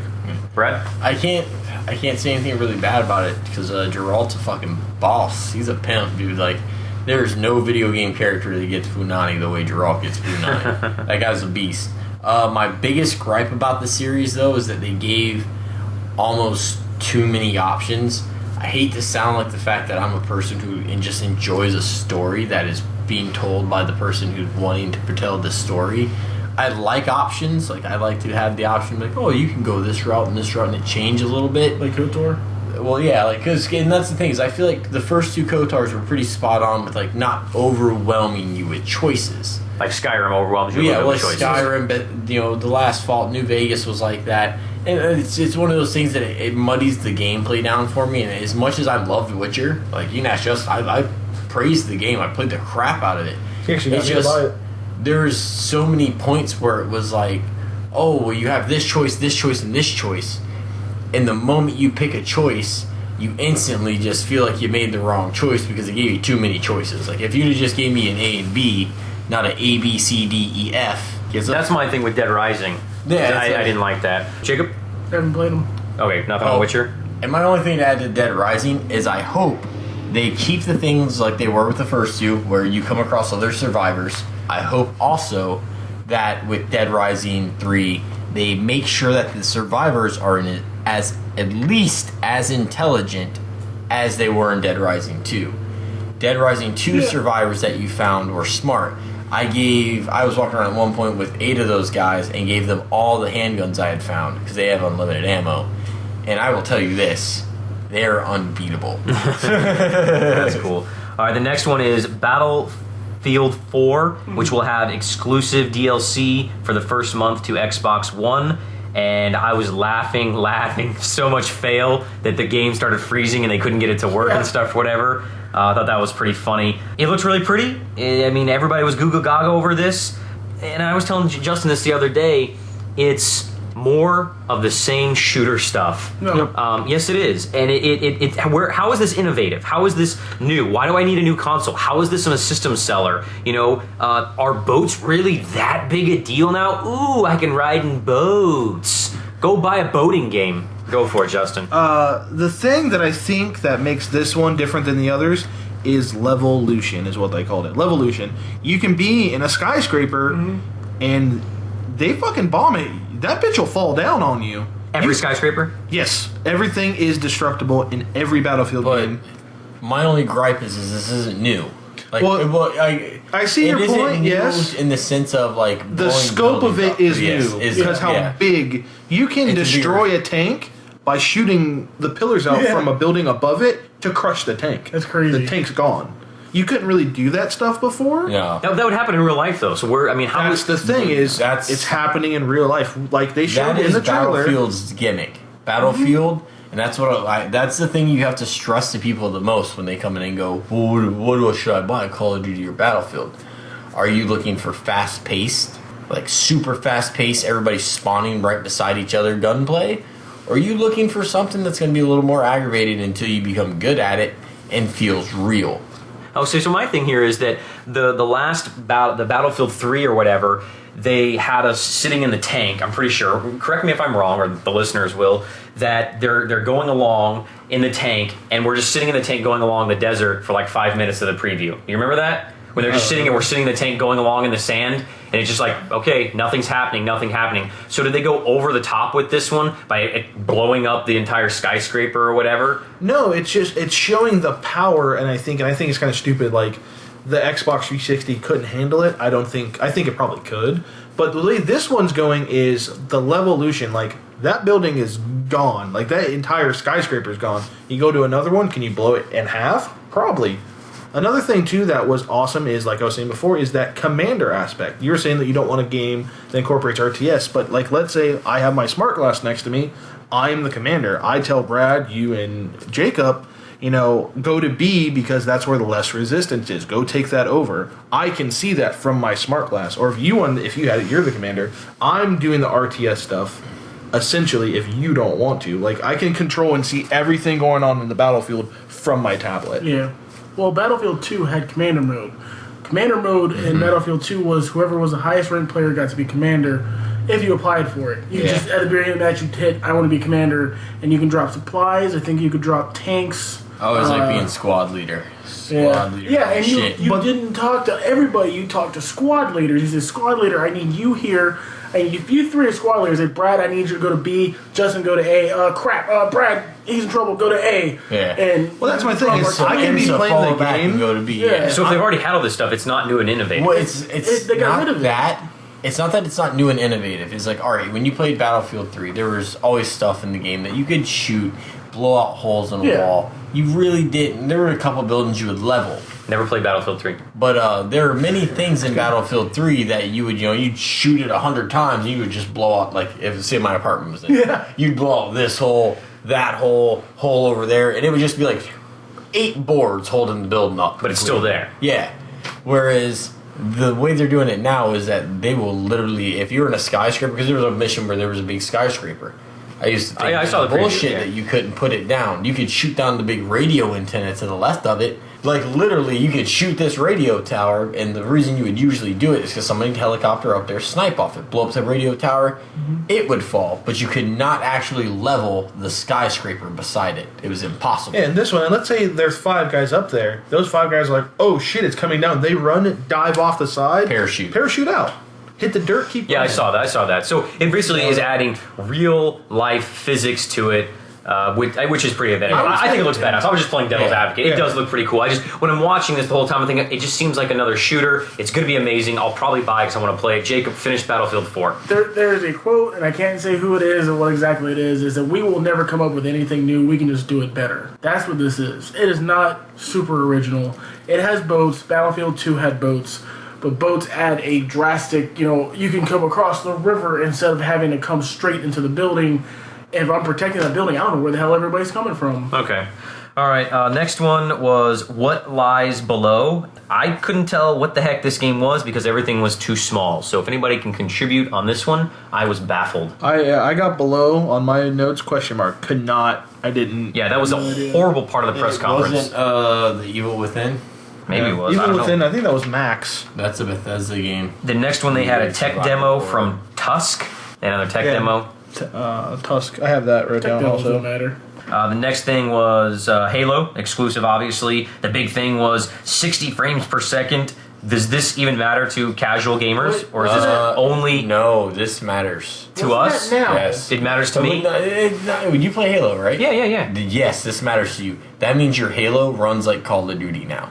Okay. It's fast. Yeah. Faster, Like, okay. and that's the thing is like, well, a lot of people fail to realize that I'm probably wrong because I'm not really techie. So I'm sure someone, if anyone's listening, it'll be like, that guy Brad's an idiot with tech numbers. But I know Call of Duty back in the day, like Call of Duty 4 and even Modern Warfare, the things that sold those franchises where they were running like 40, 60 frames per second, whereas Battlefield's running 20, 25 frames per second. There's more going on. So it's just snapping. It's going really quick. So to hear that for Halo, that is pretty awesome. Okay, because I just thought, I was thinking about it, I was like, well, to me, I'm a pretty casual player. I really don't care. Yeah. But, is this for hardcore gamers or e-athletes? Does that matter? So obviously it does. My own personal question to you on that one, though, is what is your speculation? Is it Halo 5 or is it just going to be a random installment like ODST? Well, I mean, it's going to be... they said, it's Halo 4, 5, and 6. It's a trilogy. Yeah. They're making a trilogy. So I think it will be Halo 5. Yeah. I really think that it'll be a game. It's going to be a game proper. It'll be Halo 4, Halo 5, Halo 6. Now, does that mean there isn't going to be ODST or a Halo Wars or a Reach in there as well? Yes, because there's going to be a proper game and then a side game. A proper game and then a side game. Of course, because they're going to make their money.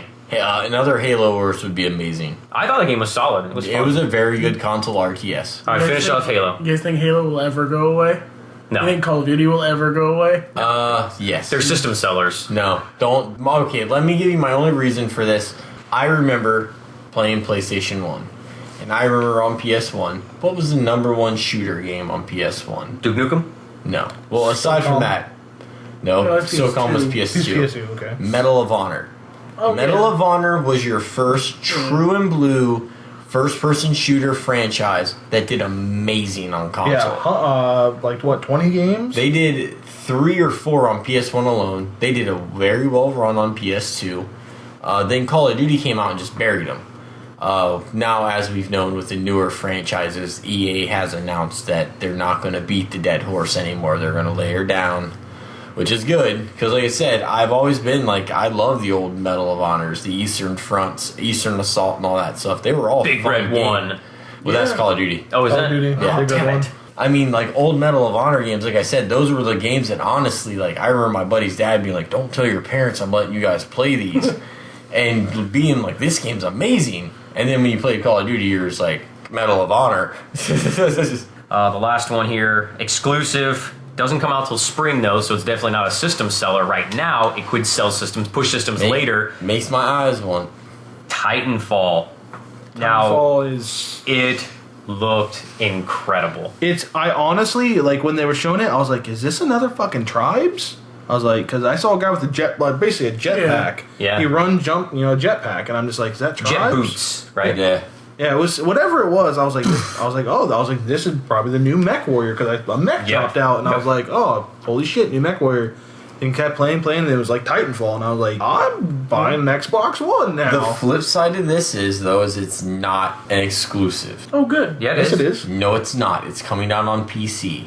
Oh, okay. It's not an exclusive. That null voids your exclusive claim. All right. Well, They said it was at the conference. They're like, this is an and they exclusive. later announced that it's Microsoft, PC. Microsoft exclusive. Not Microsoft exclusive. Microsoft. And that's Either my way, thing, no big though. deal. But don't get me wrong, and that's the thing is like because a lot of people kept coming in going, "Oh, Titanfall's exclusive. Go and get it on PlayStation." But yeah, we won't get it on PlayStation, but you're not the only person getting it. by Respawn, are they owned by Microsoft or No, Respawn and the guys that left Bungie? No, Infinity Respawn is the original cats from Infinity Ward. That's They right, are that's the who it is, dudes okay. that did Call of Duty Modern Warfare 4 and they did Call of Duty Modern Warfare 2. Okay, yeah. I couldn't remember who it Call was. of I Duty knew. 4 Modern Warfare. I couldn't remember if it was Bungie or. They did Call Infinity of Ward. Duty 4 Modern Warfare and MW2. Oh, Because I understand what you're saying, yeah. after MW2 was the whole issuing with the fact that Activision wasn't letting them work on their own IP, Titanfall, that they're kicking themselves now for. But I mean, it looks amazing. I seen about 2 or 3 different trailers for it today while I was at work when I had some slow time. It will be, like I said, I will buy an Xbox One. You'll be playing this with us. Yeah, I mean, I am that big of a video game nerd, and like I said, I usually have an internet connection, so that's not really like the thing that holds me back.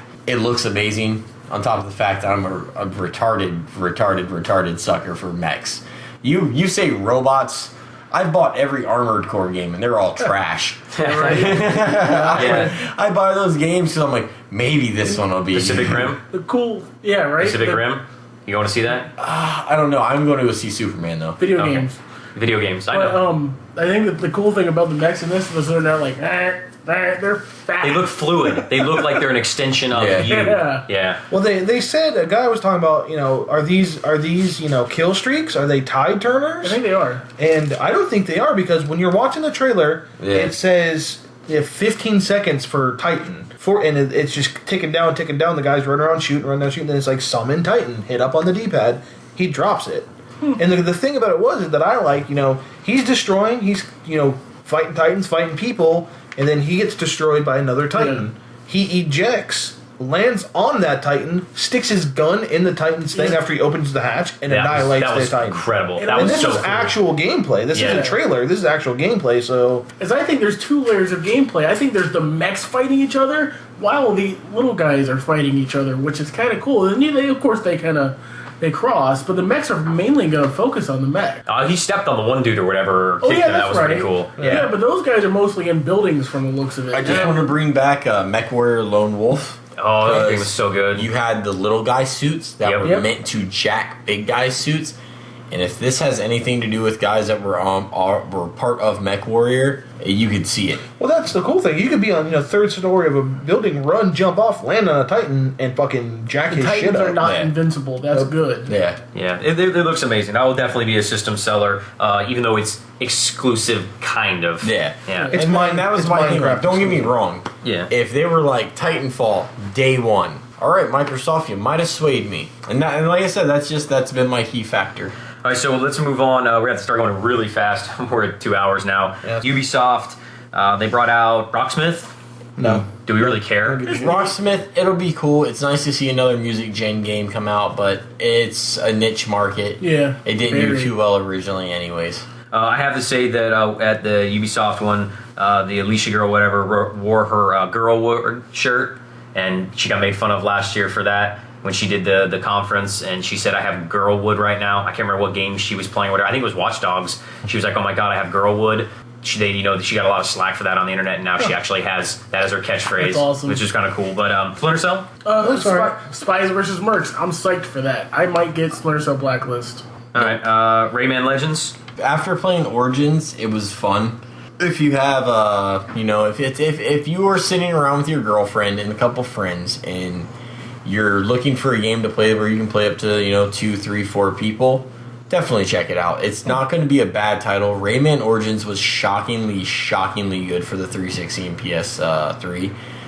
One of the coolest things was it kind of had that Army of Two feel, where if like the two people were playing, you could just sit there and bitch slap each other. And the thing was, is like, say somebody was about to jump, you could walk up behind them and slap them and knock them off the fucking edge. So it had that very vindictive Mario feel to it. So I really enjoyed Rayman Origins. I could see the next one for people who also played that series. They'll like it. Yeah. The Crew. Looks pretty good for a I racer. didn't Yeah. see that. Yeah. It's It looks pretty good for a racer. Yeah, it's, racer. Oh, it's a racing game? Yeah. Yeah, me and you, I was at the store when Justin was watching it.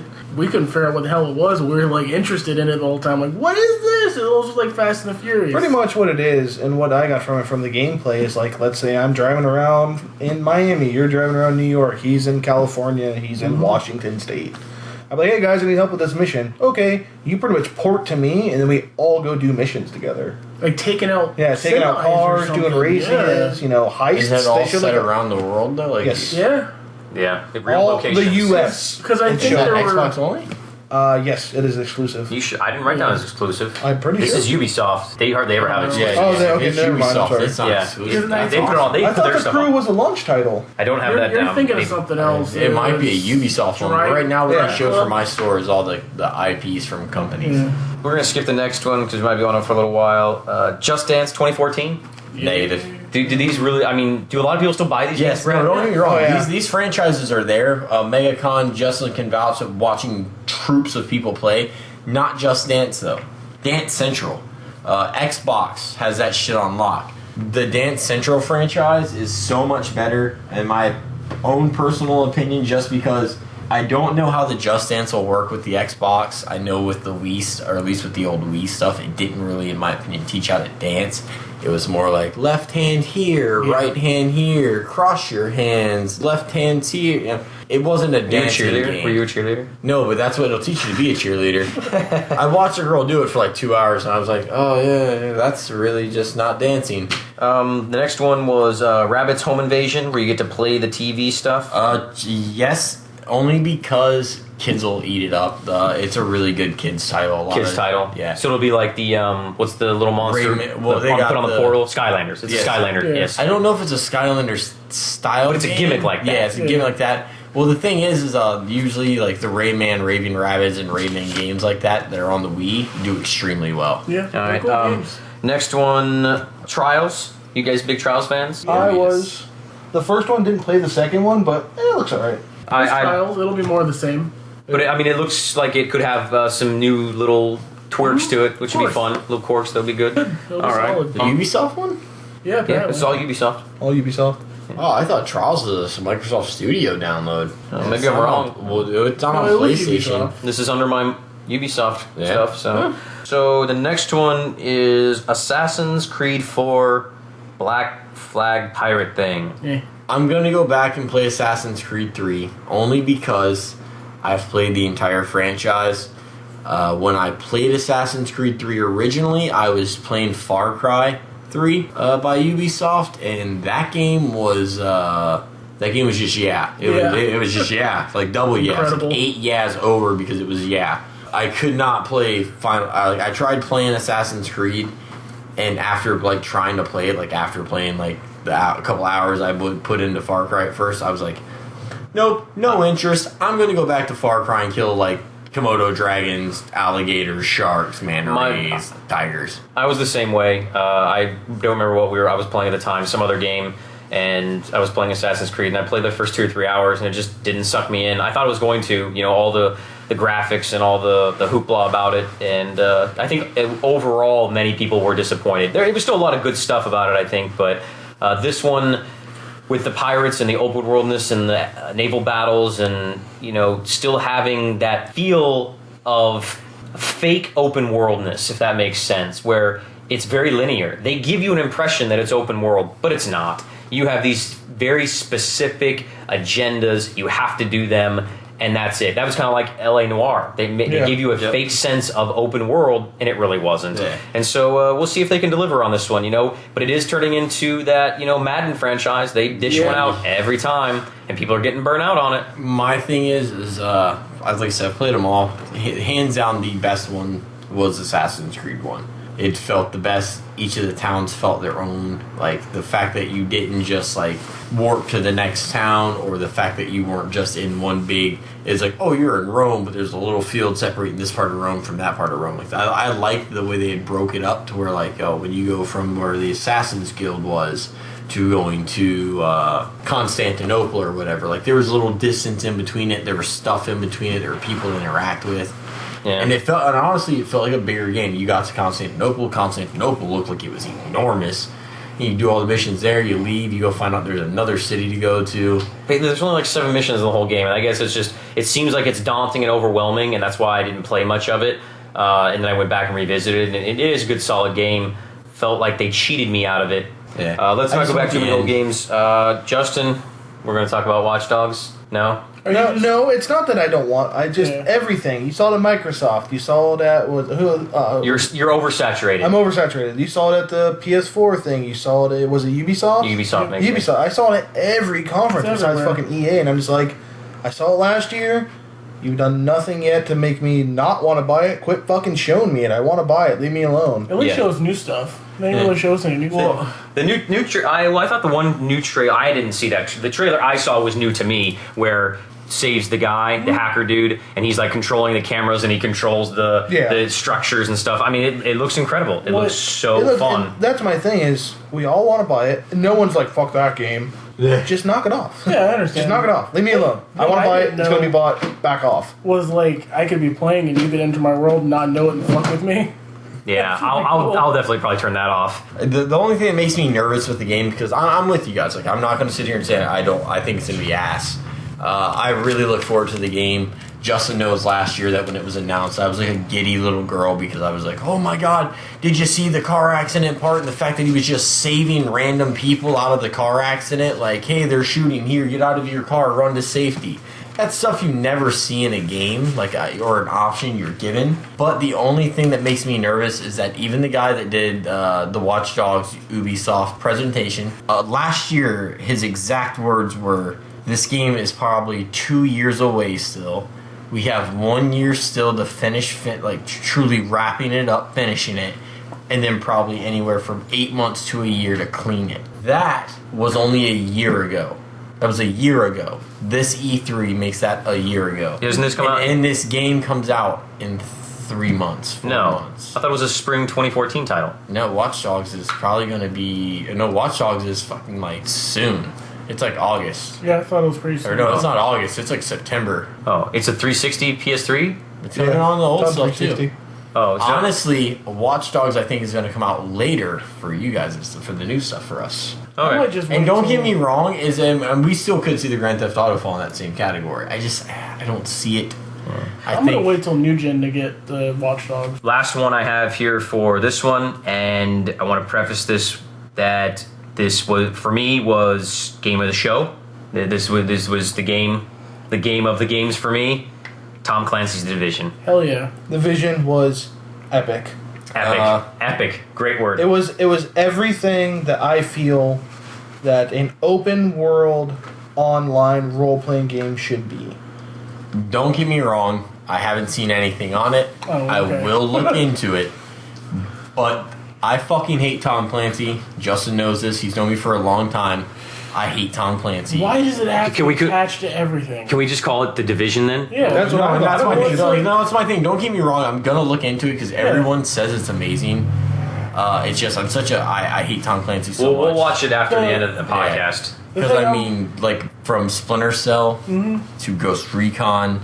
Yeah. War. But this one is totally different. RTS. Well, no, this is something completely new and original. 100. And that's what I've heard from everybody, that it is actually very, very good. In the thing, they're going along, and one thing that was a little gimmickly, I was talking to Justin about this, is nobody talks that much when they play games, except for maybe Brad. But Justin's pulling teeth to get me to talk when we're playing Dead Space 3 or something, or WoW or whatever. But that's because we talk while we're playing video. I really don't. I just play the game. But he's skinny. He is skinny. Yeah. He's 100% good. This guy, well, he wasn't just talking. He wasn't BSing with the other players. He's actually giving commands and talking about it. But some of the stuff was really cool. Tell him about the, what was it you called it? The little remote thing? Smart bomb thing? The smart bomb. So cool. Alright. I guess it's kind of like a skill. There was a girl that was a sniper. This guy was kind of I wouldn't say infantry, but he was kind of just a normal assault guy. He goes through a menu and picks a smart bomb. They go to a police station and they're walking, and then all of a sudden the door kicks open. They're battling guys. A guy runs behind a car. He opens his smart bomb up, puts it on the ground, and it's like a fucking race car. It just hauls off and takes off. He killed him with a mouse droid. Essentially. It was really cool too. When he's behind the cop car and the guy's shooting at him, and so he moves down the cop car and the back door's open. He closes the back door as he's moving along, and he just kind of does it seamlessly. So he's crouched there and he's walking like this, and he just closes it and continues on. It just all the little stuff in there. The graphics look fantastic. The gameplay, and the cool thing was they're like, oh, there's Chris, and I'm like, well, I don't see anyone. And this drone just swoops down and it says, Chris, tablet. The guy's on a tablet playing. And the thing that I thought was weird, he's on a tablet, but you could hear him talking. Yeah. I didn't even think about that until just now. Tablet? It said tablet next to his name. Yeah, I didn't see that. He was the other guy up on the stage using the tablet, and he had an aerial view, like a God's eye view, and he's controlling the drone. And there's hey, there's a guy up on the roof. The chick goes, hey, Chris, can you tag him for us? He's like, yeah, I think I can. He flies over him and shoots him with this red beam, and now they can see him highlighted behind what the billboard he's hiding behind, and they just light it up with gunfire, and the guy falls down dead. It's really cool. Yeah. Very cool. Fucking absurd. Well, and as it goes on, they go into the police station, they help the cops, they take some water, they're walking, and he's like, well, here's the armory code if you guys want some guns, essentially is what he said, paraphrasing. And they're like, okay, and they're like, okay, we need extraction. They fire the flare up into the air, and then all of a sudden you hear footsteps running, and they're like, "Oh shit, another team of players!" And boom, a firefight happens. PvP. Like, it was almost like Instant Gears of War PvP. style, the way everyone rushed and cover. Yeah, it was pretty cool. It's awesome looking. I'll have to check it out. Yeah, we'll look at the thing on here. So the last one is, I guess there was one more. I forgot about Destiny, which I was not impressed with because, as you said before, Brad, it was all just computer CG stuff that didn't show anything. Yeah, they did. I got to see some stuff. No. The very first one they released a little while ago. Yeah. You guys were all goo goo gaga. Oh, it looks so amazing. Da da da. I was like, it's all computer stuff. Where's gameplay? Yeah. We saw gameplay, all the customization, all of the different classes. Destiny looks awesome. It's No, Borderlands. I on didn't crack. get to of it. That's what I've heard good. everyone is. It is Borderlands, just super And you juiced don't out. like Borderlands. I don't I liked Borderlands 1. I didn't like I don't- Borderlands 2. I don't like Borderlands. Wait until you see the Insomniac game that's coming out. Because I looked at Justin and I'm like, you don't like Borderlands. You can't play this game. Just look up the trailer for the Insomniac game, the Sun... Sunset Overdrive, which looks nothing like Borderlands, by the way. Well, I seen the No, trailer no, for it is... So, the Sunset Overdrive look anything like it. No, it's so different, cartoony looking. It looks like Team Fortress. That's what it reminded me of, was Yeah, Team absolutely. Fortress. We've got to go fast here, gents. So we're How on. much more do we got?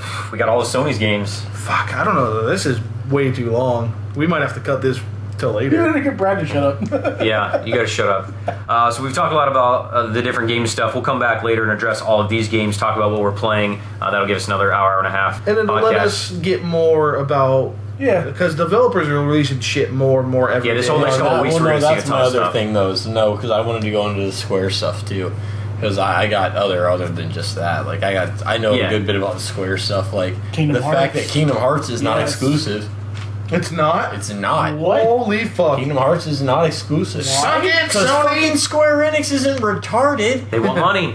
Yep. You know what they did? They were like, man, if we just released that shit on the PlayStation, but don't get me wrong, right now it wouldn't be bad. Back in the day when they did it, we're looking at it like, they looked at it the way Konami did with Metal Gear 4, Sons of the Patriot, or Guns of the Patriot, and they were like, you know what?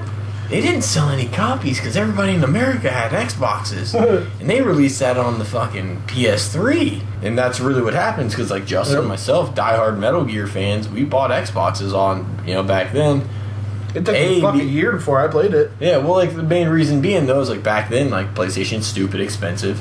On top of the fact that once ever I got around to buying the console, everybody I knew had Xboxes, so I wanted to play with everybody, so you might as well buy the Xbox, and...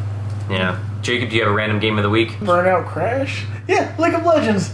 Oh, God. No, we're not going to give you a half an hour to talk about League of Legends. A half All hour? right. I need a whole podcast. Okay, you can do that one on your own. That can be the solo cast. Yeah, right. So, well, thanks, guys, for hanging out and talking for 2.5 hours about E3. I'm sure that our listeners will be inundated with all this stuff, and this is a lot of rehash. But again, it's our opinions from actual players and Live guys from that, the floor. live from the floor here of Brad's apartment. So, say goodbye, guys. See ya. Later. Yeah.